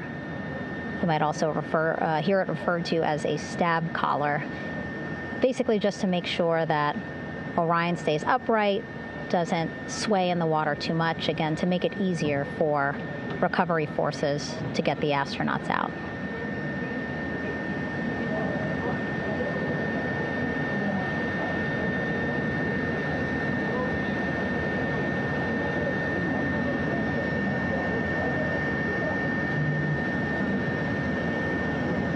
Again, we splashed down in the Pacific Ocean just after 5 p.m. Pacific time here. It's a requirement by NASA to be able to get the crew out of Orion within 2 hours of splashdown. So doing great on time so far. Plenty of time. No rush either. I was speaking to NASA flight surgeon Rick Schuring earlier in this broadcast, and he said to me, no rush to get the crew out. Just want to make sure that they're feeling good, and whenever they're ready to take their step out of Orion and onto that large raft, the front porch, folks will be ready.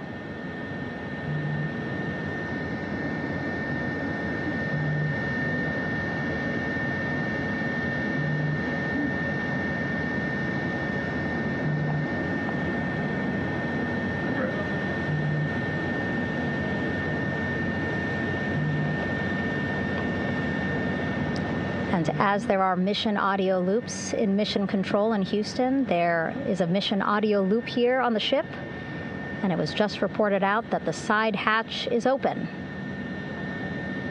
Side hatch of integrity is open. You're getting these beautiful shots from our aerial assets.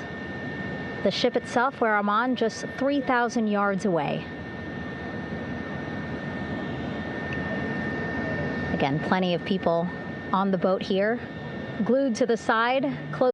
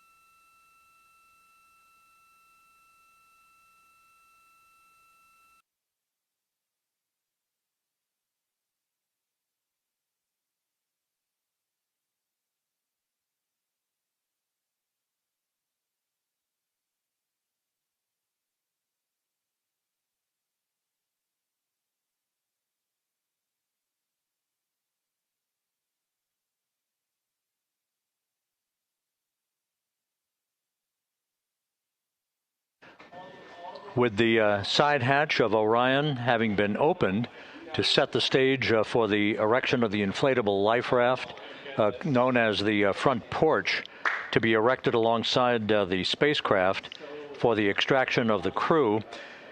Let's play for you an interview that my colleague Megan Cruz conducted on the USS John P. Murtha with Navy diver First Class David McMahon that explains how this process is unfolding. Okay, Davey, so you and some of your team, one last look over of the stabilization collar, correct? Yes, ma'am. Okay, so what is this stabilization collar? This is what's going to stabilize the capsule out there in the ocean. We don't know that day, so this will help prevent any unnecessary occurrences from happening, stabilizing the capsule and the astronauts inside. So basically this is a float that will go around Orion. I'm assuming that what they're doing right now, these are the lines that will attach the collar onto Orion? That is correct. And so what are they doing here? So we've got the lower line that will secure the inflation device before we inflate it. that gives us the go-ahead that it's secure in its space, and then we'll inflate it, and then once that is done, we'll undo all the carabiners and get this orange line on top tied in the same fashion, and then this will be secured to the capsule, and the astronauts can safely take their first steps out of the capsule onto the front porch. Okay, and how long will it take them to set up the stabilization collar? We should definitely be able to handle this in under 10 minutes. Okay, wow. And then you just mentioned the front porch. So basically, after they set up this stabilization collar, then they set up what's called the front porch here. That's correct. Okay, and what's the front porch? Front porch is basically a bigger waiting room for the astronauts to sit in while we wait for the helicopters to show up and grab them. Okay, so the medical team that was inside with the crew, they're going to help them out and onto the front porch? That is correct. And then what happens here? We have hired trained medical personnel also on board the front porch that will give them lookovers and just make sure they're okay while we wait for the helicopters to show up. Okay. How does it feel, I mean, your team, you, to be part of a mission that's returning astronauts from the moon in more than 50 years? We all feel extremely honored to be a part of this, as well as a bigger mission for the Navy and joining up with NASA to do great things. Mm-hmm. And do you feel like you and your team are ready? Yes, very ready. Cool. All right, thank you so much. Thank you.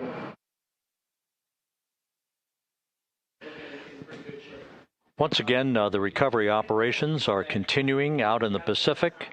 We shortly should see that life raft, the front porch, erected alongside the side hatch of the vehicle.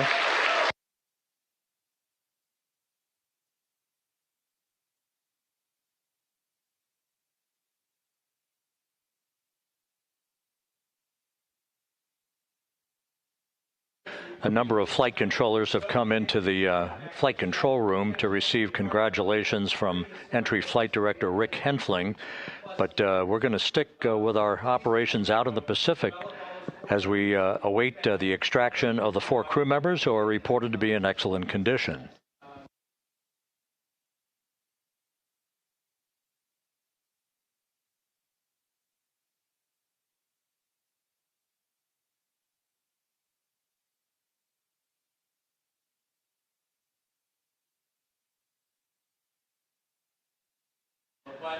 Again, while we stand by for that front porch to be erected alongside of the side hatch of the vehicle, let's go back to the USS John P. Murtha and Megan Cruz. Megan?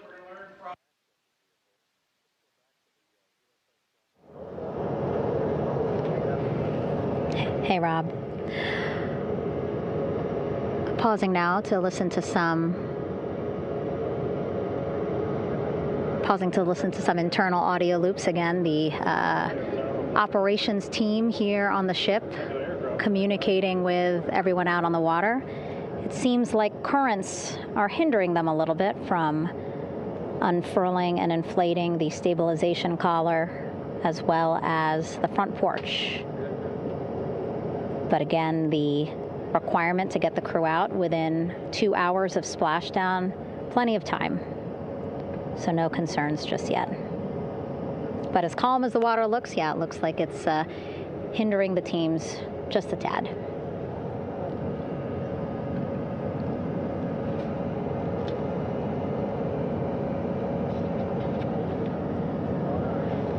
You can see in some of our shots that side hatch still open.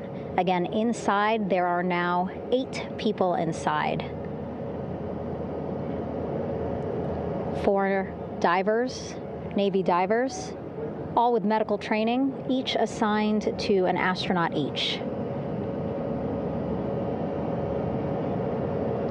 Making sure that they're comfortable, feeling good.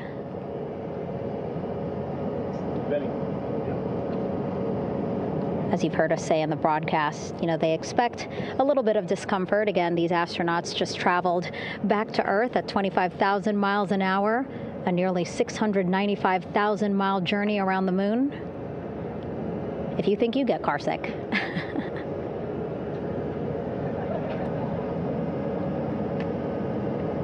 Again, 6 boats out there, lots of gear with them, just in case, right? As we said, the crew reported feeling great. But again, all those folks out there in case they weren't, right? NASA is all about making sure we think about every situation that can happen. And so, of course, wanted to be ready in case any of our astronauts needed more medical attention while out there in the water.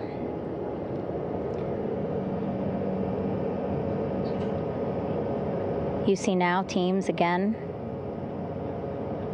trying to set up the stabilization collar and front porch for the crew to get out of Orion.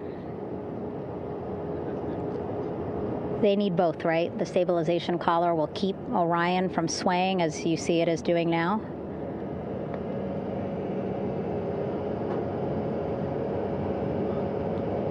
And then they will connect the front porch to the stabilization collar so that the crew can take 2 steps and they will be in the front porch.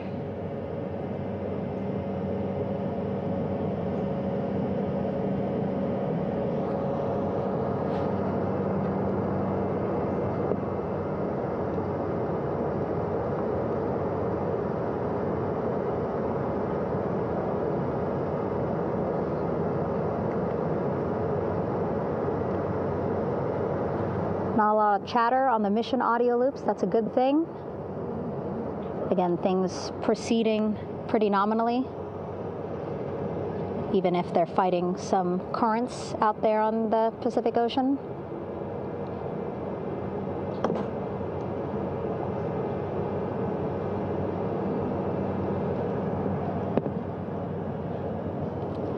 Again, the goal, setting up the stabilization collar and the front porch so that the crew can rest comfortably in the front porch, get placed into harnesses so that 2 helicopters can lift them off the front porch and onto the USS John Murtha here.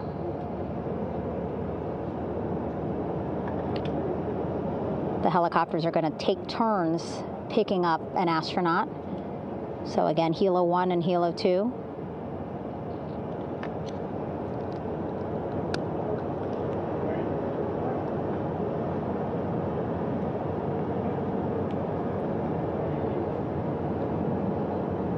Okay, and the recovery team here on the ship just got a report from the undersea medical officer who is inside the capsule with the crew. He is reporting all 4 members are green. All of our 4 astronauts, Reed, Victor, Christina, Jeremy, green, meaning they are feeling great, not the complexion of their skin. They are feeling great, happy to be home, and ready to be extracted as soon as possible.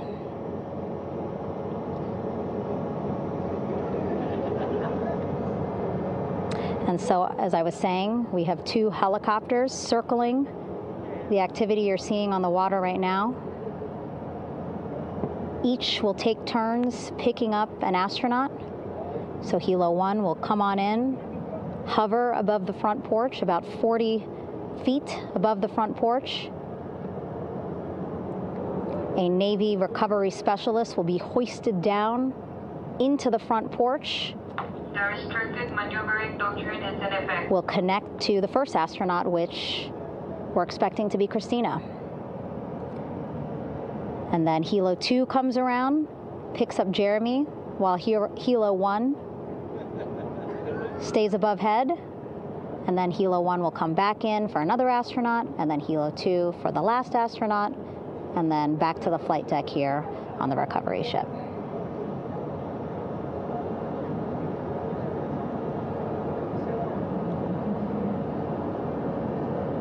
I was talking to Assistant Artemis Recovery Director Paul Sierpinski.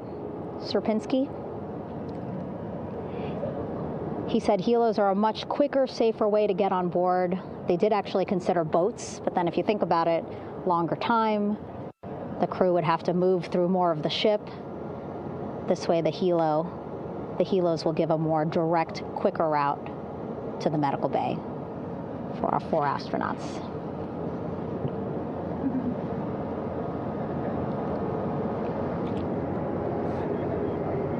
Beautiful shots from our aerial and imagery teams.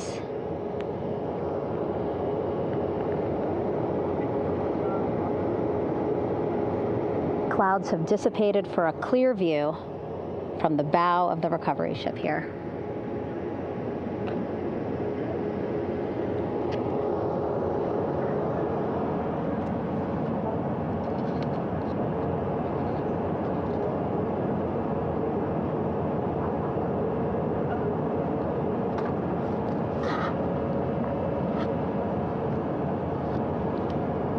You can still see divers in the water there. Encircling Orion, that is that stabilization collar we've been telling you about.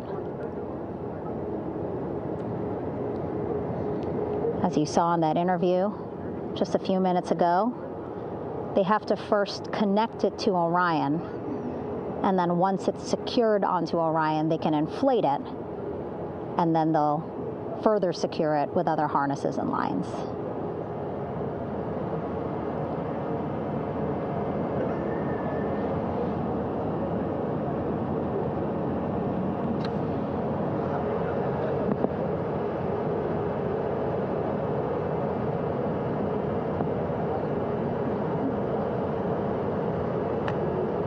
About an hour and 10 minutes since splashdown in the Pacific Ocean here.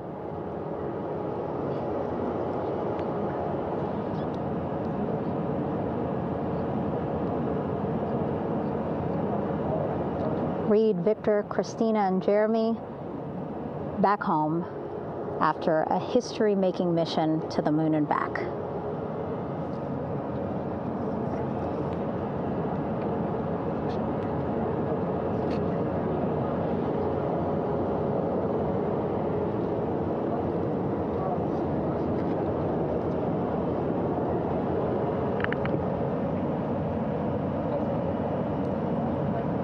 If you missed what we said just a couple of minutes ago, the undersea medical officer inside with the crew in Orion, reporting all 4 crew members feeling great.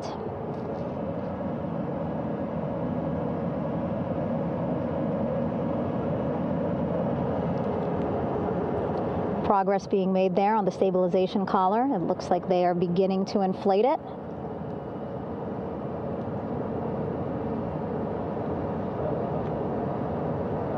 And it looks like they're starting to unfold the front porch in order to get that into the water here shortly and inflate that as well.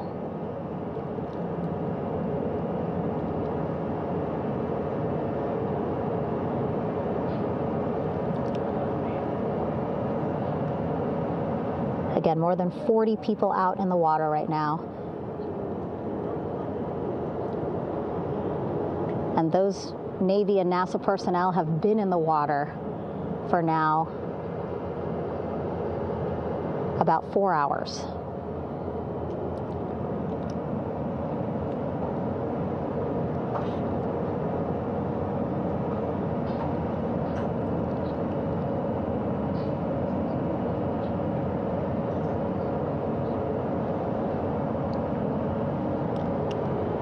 The reason why they had to get out so early is just to stage everything. And actually here on the ship, when there are flight operations happening, you can't have anything else, right? Just because the flight deck can be a dangerous place, so they just want to focus on planes coming and going from the ship, so that's why they wanted to get the boats in the water to make sure that they have all the time they needed for the flight ops. And then the same crew here out in the water, they will stay out in the water for a number of hours after we recover the crew and get them back on the ship, because then they have to recover Orion.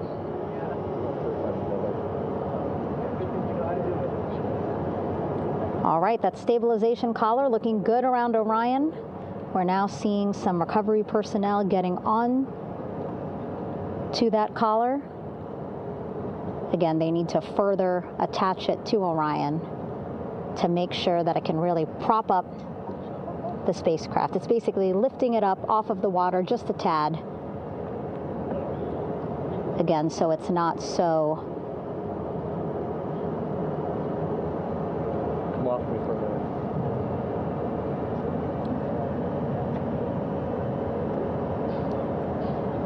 so it doesn't sway so much in the water there.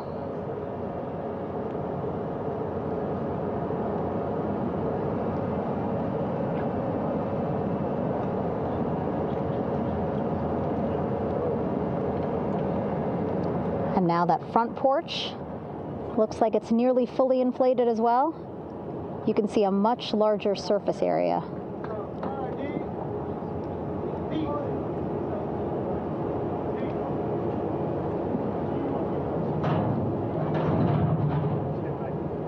And so once the crew get out of Orion, they can stretch their legs a little bit on this front porch, get some fresh air.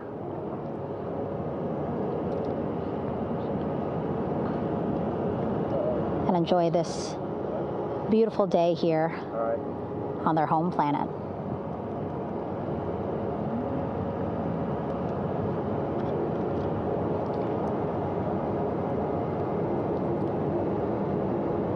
It appears teams now are about to connect the front porch to the stabilization collar.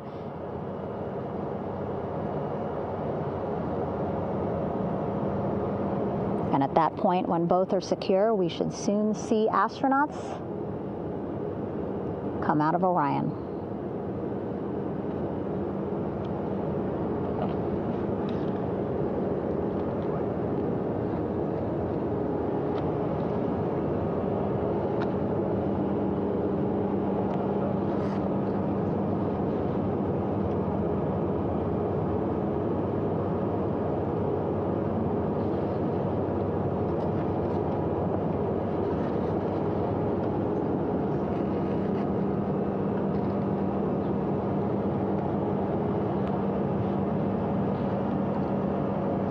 All these views you see also being fed to the Landing Force Operations Center here on the ship. Standing by for the crew to be extracted from the spacecraft.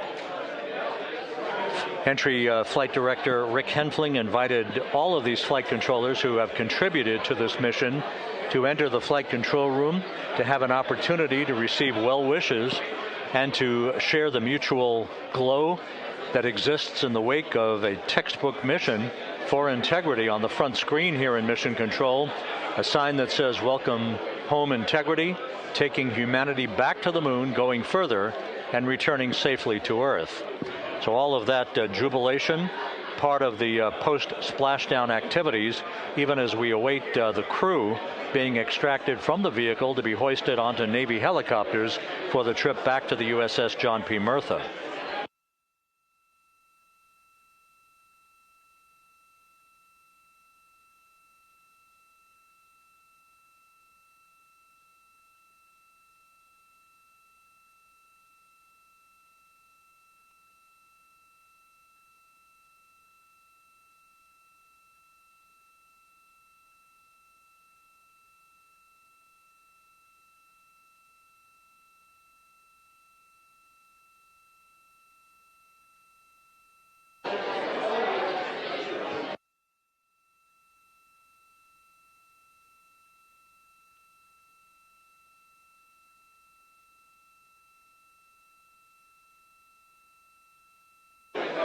Once again here in Mission Control, this view of the Artemis Flight Control Room, known as the White Flight Control Room. This is the old Shuttle Flight Control Room, and now is the home of Artemis missions to the moon and beyond. Once again, quite a few flight controllers were invited in by Entry Flight Director Rick Henfling to share in the jubilation following the successful splashdown of Integrity. That splashdown occurring an hour and 22 minutes ago, as we stand by for the completion of the extraction of the crew, and ultimately they're hoisting onto Navy helicopters for a short flight back to the USS John P. Murtha. Splashdown occurred at 7:07 and 27 seconds p.m. Central Time.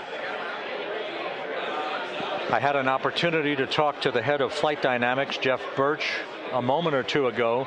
He said the trajectory of Integrity coming through the Earth's atmosphere was so precise, they've never seen anything line up on a ground track like today's entry by Integrity.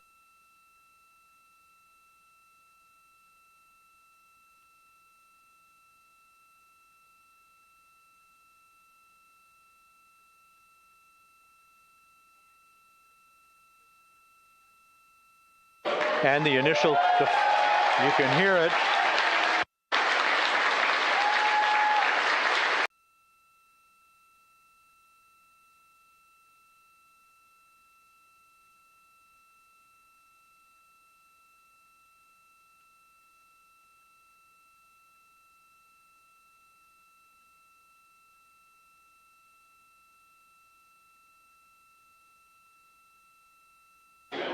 We are expecting the other crew.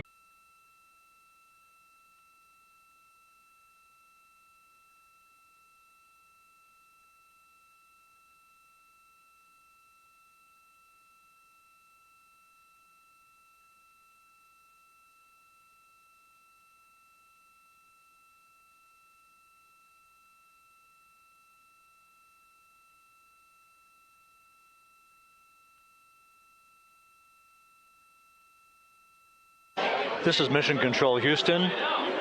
We're about an hour and 34 minutes since the textbook splashdown of Integrity in the Pacific to bring home our astronauts. And with us now is Amit Kshatriya, the NASA Associate Administrator. Amit, a little bit of history made tonight, a little bit of history made over the past few weeks. Your thoughts as this team here basks in the glow of what they just accomplished? Yeah, Rob, we're here in the control center, and it's kind of overrun with jubilant folks in the Mission Control Houston, as well as engineering, and folks that just want to be here, part of it, as we watch our crew get extracted from the vehicle. And, you know, my thought is always about these teams, the team that's in the water right now, pulling the crew out, the team here in Houston that worked so hard over the last 10 days, no sleep to get this done. You know, if you pull it all the way back to the workers and the folks that joined the rocket at Michoud, that made the heat shield tiles that held together tonight, that, you know, that stacked the vehicle in Florida, that integrated the vehicle in Denver, that fired the engines in Stennis, that fired the boosters in Promontory. I mean, this is the entire team, you know, coming together and being tested by the environment that this machine went through, and they did it right. The work was good. They did it right. You've said in a number of briefings, of course, and in other forums that this is just the first step. The cadence has to step up, as the administrator has indicated.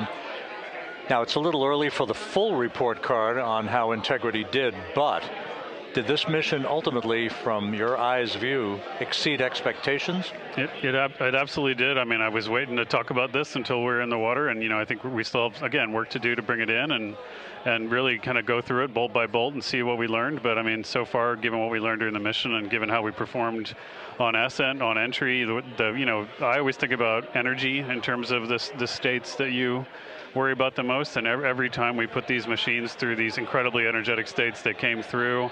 So I'm fairly confident that we made a big step tonight to get us on the path towards the surface. I think the path to the surface is open now. You know, we do have to do all the work, and we'll make sure we talk about that as cleanly as we can. We learned a few things during the mission, but I have to tell you, this was an incredible test of an incredible machine. From an American psyche standpoint, the Empire State Building was lit up red, white, and blue tonight. Our coverage was seen on baseball stadiums around the major leagues. How captivating was this experience for the American people, for the world, in fact, as we returned to the moon?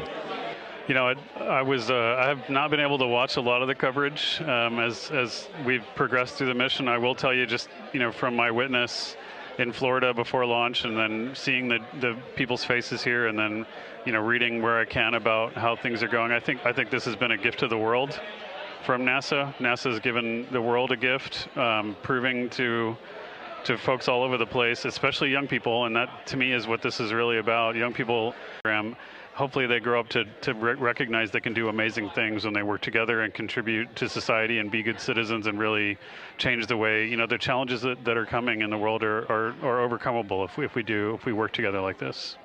And one final question. You know, flying to the moon, we did it. We've done it again this past week and a half or so. But the engineering that went behind the design of this mission and the precision, the pinpoint precision of this vehicle entering that entry corridor, it's almost mind-boggling. Yeah, it is incredible when you think about the energies involved and the uncertainties involved. That you know, when we inserted the vehicle into orbit, it was 99.2% down the middle. When we dropped the vehicle right on top of the fleet here, you know, our guys knew exactly where to go, but the guidance was perfect. You know, and it's interesting. I've got this question a lot over the last few weeks about, you know, we did this before 53 years ago, and you know that I think, I mean, it is a reasonable thing to contemplate, like what's gone on since then. And what I'd tell you is, you know, when we did Apollo, which again, the more we learn about what they did, the more magical it seems what they were able to accomplish given the technology and the learnings that they had. But when we did Apollo, the architects of Apollo, you know, Gilbert, Seaman, von Braun, Mueller, what they really wanted to do, you know, as they were contemplating what it meant to expand our range of action to the lunar surface, what they wanted to do was learn how to live and work in space for a long time. They wanted to do that first before they were confident they could expand their range of action to the moon. Now, of course, the politics of the time and the mission at the time was different, and so they had to go straight to the moon and bring people home. And then after that, the program kind of lost its momentum. But you know, after that, NASA kept moving along those paths, right? So we recognized during Apollo that reusability. Crowd overhead. Announcements being made over the ship's loudspeaker system, reminding folks to stay clear of operational areas like the flight deck, so that teams can work quickly to get the crew off of the helicopters and into the medical bay.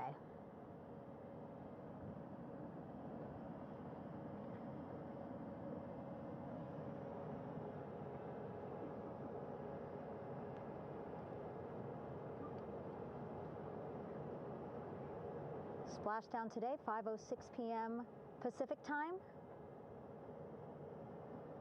We are within 2 hours of that splashdown time and of the USS John P. Murtha.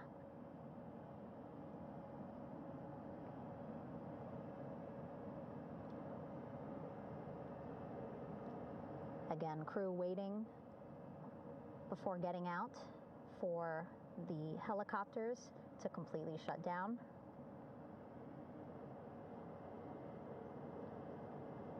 Safety, of course, very important to NASA and the U.S. military.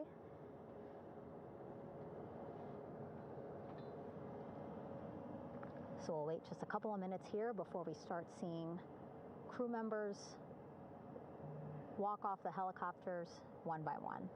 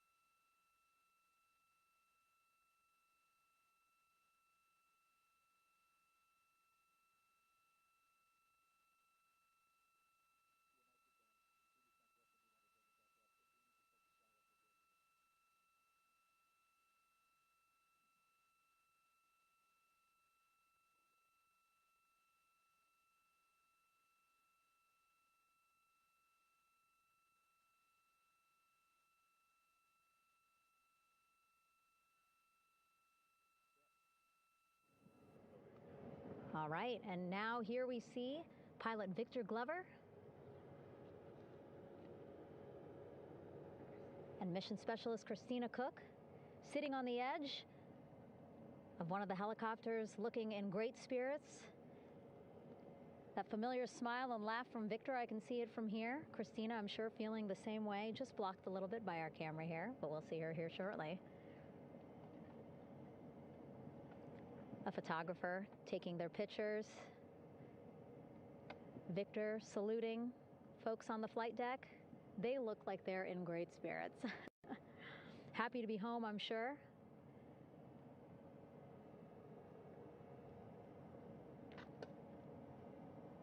If you're sitting at home, I hope you too are wondering, what would you want to ask them if you got a chance to talk to them, because that is what I'm thinking about.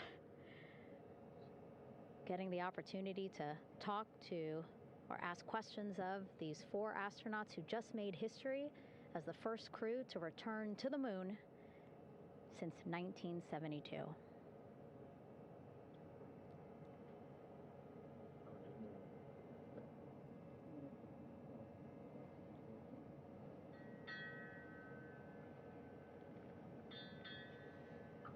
Oh, there we see Christina there, also smiling, finally peering out, waving at the cameras.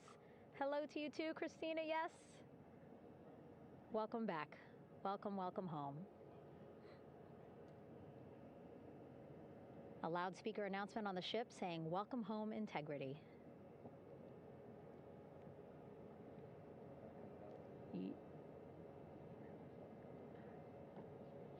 Victor in great spirits. I can't see who he's talking to, but I kind of think that he might be talking to his other 2 crew members. Shouting from across the flight deck, congratulations to one another.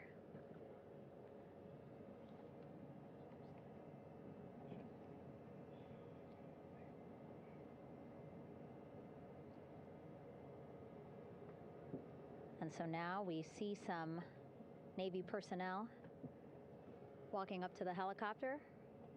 This is again the first helicopter carrying pilot Victor Glover and mission specialist Christina Cook.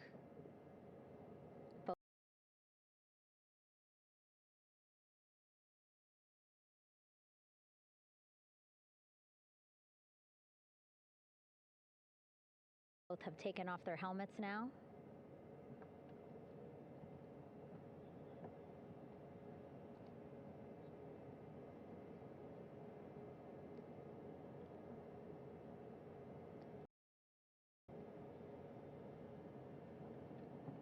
Some pictures, video to catalog this historic moment.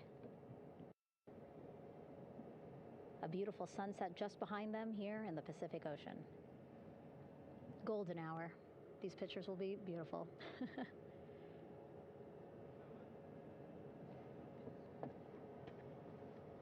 Now we see NASA Administrator Jared Isaacman. He is on the flight deck, as well as flight surgeon Rick Schuring, walking over to Victor and Christina first. We saw the administrator walk over to the other helicopter, which is carrying Commander Reed Weissman and mission specialist Jeremy Hansen.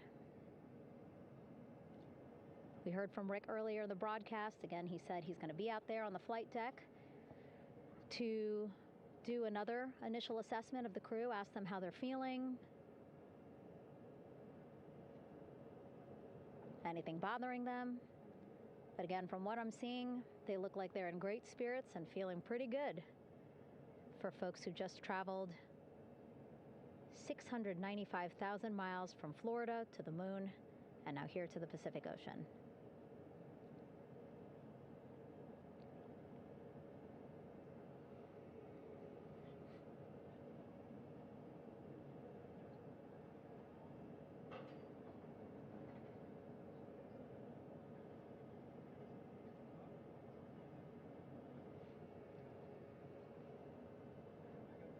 We're now seeing NASA Administrator Jared Isaacman walking across the flight deck. He had been talking to Reed and Jeremy, now approaching Victor and Christina. A hug from Victor, a hug from Christina. What a moment that we're getting to experience together.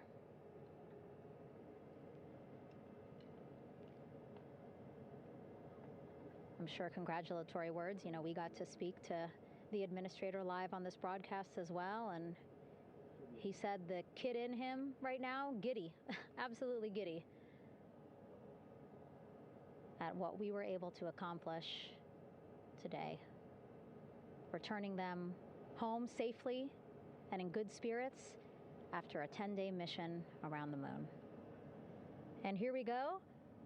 We're seeing Jeremy walking, waving, Victor applauding for all the folks on the ship with him who played a role in their safe return today.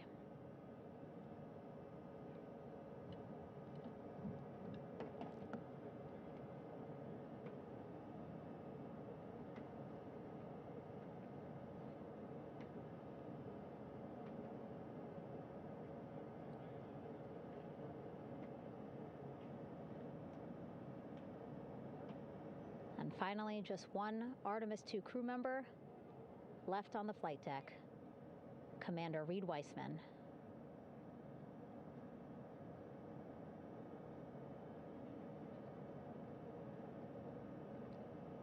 Applause from the group there on the flight deck, I'm sure, as well as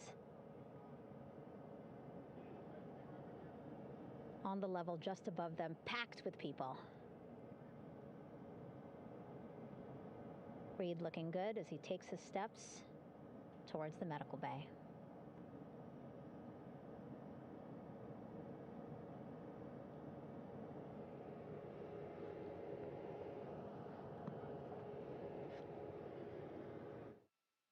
See our 4 Artemis II crew members back on the ship.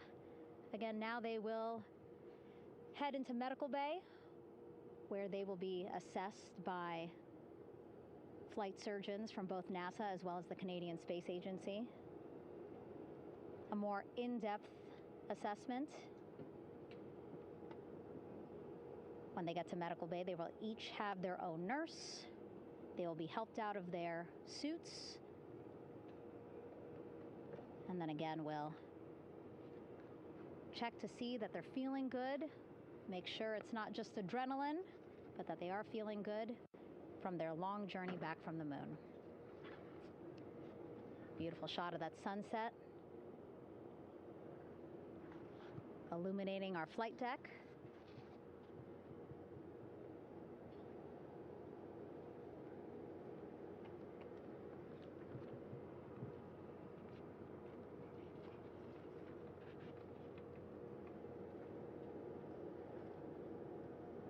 All right, and now with our astronauts safely on board, I want to welcome on Artemis Recovery Director Lily Villarreal. Lily, I don't know how you must be feeling right now. Ecstatic, relieved? So ecstatic, relieved. Of course, we still have to bring the capsule into the well deck of the ship, but this is a major milestone to have the crew here on the ship and in medbay. You know, our team has been preparing and working really hard, and I'm just so proud of them all. Everything went very well, just as planned. Our teammates in Houston, the flight control team was just amazing. We were able to have great conversations and communications about everything. And I don't know what else to say. I'm just so ecstatic. It's such a wonderful feeling to get to this point. Again, we still have to get the capsule, but this is huge for all of us in landing recovery. And I couldn't do this without my team, and of course the full support of the U.S. military. There's going to be lots of high fives when we get the capsule back in, and I'm so happy that the crew's doing well, Ryan's doing well, and thank you for for everybody watching. Yeah, it was great to watch the crew come back to the ship with you. How were you feeling when you were seeing them looking so happy to be home and feeling really good? The funny thing is that we had video of them from inside the Orion vehicle. They were like that from the beginning. When we opened the hatch, they were already out of their seats, having a good time, waiting for us to open the hatch. And they opened the hatch, and of course we did the first medical assessment. Everybody was doing very well. and they were just having such a great time with the medical team that was inside the capsule. I think they were all taking selfies with the phones that they have, probably talking about what they saw, and it was just smiles all around. They were having such a great time. And then we put them on the front porch when we were ready to put them on the front porch. And again, you could see they were just so ecstatic to be home and talking to everybody. So we were very happy to see all of that in the control room of the LFOC. How remarkable is that? Again, if we think about their journey, the 695,000-mile journey around the moon and back, coming back at 30 times faster than the speed of sound. I mean, how remarkable is that they are in such good spirits? I mean, this is an amazing crew. I think you guys have seen it for the past 10 days. They're wonderful people, and we're so happy that they brought us along on that ride. And I can't wait to see all the additional videos and pictures that they have that, we'll get a hold of now that they're back on the ground.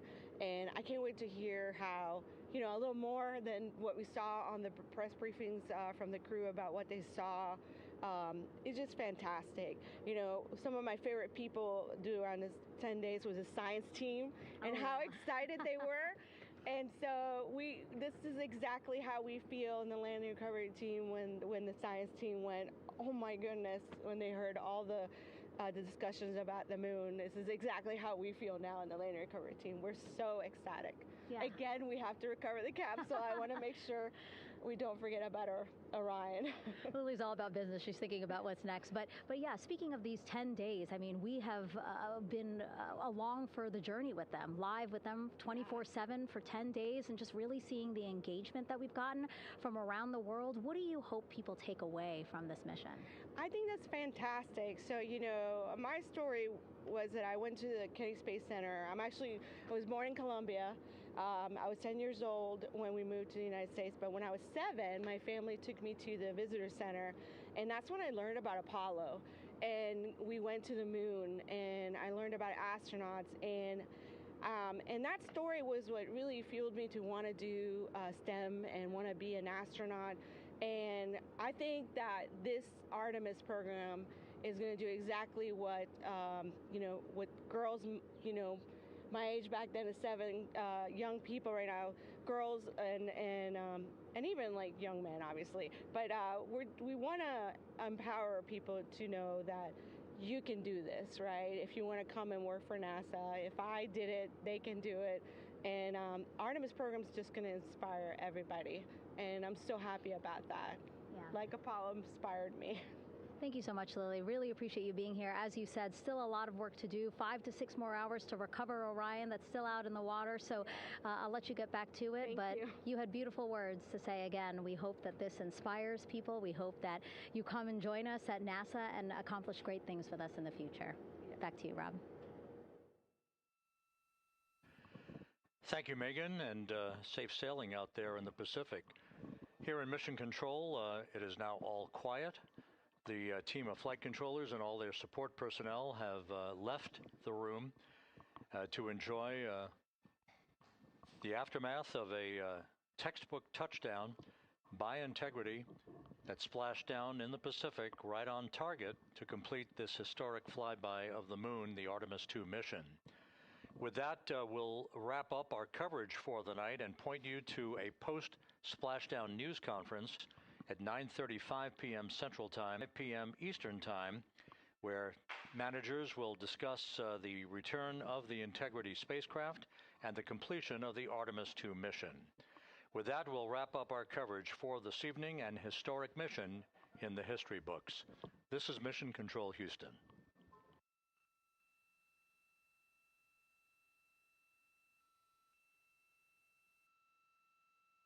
Main chute deploy. And we have 3 good main chutes. Houston Integrity, splashdown, sending post-landing command now. Splashdown confirmed. Copy splashdown, waiting on VLDR. Splashdown confirmed at 7:07 p.m. Central Time, 5:07 p.m. Pacific Time.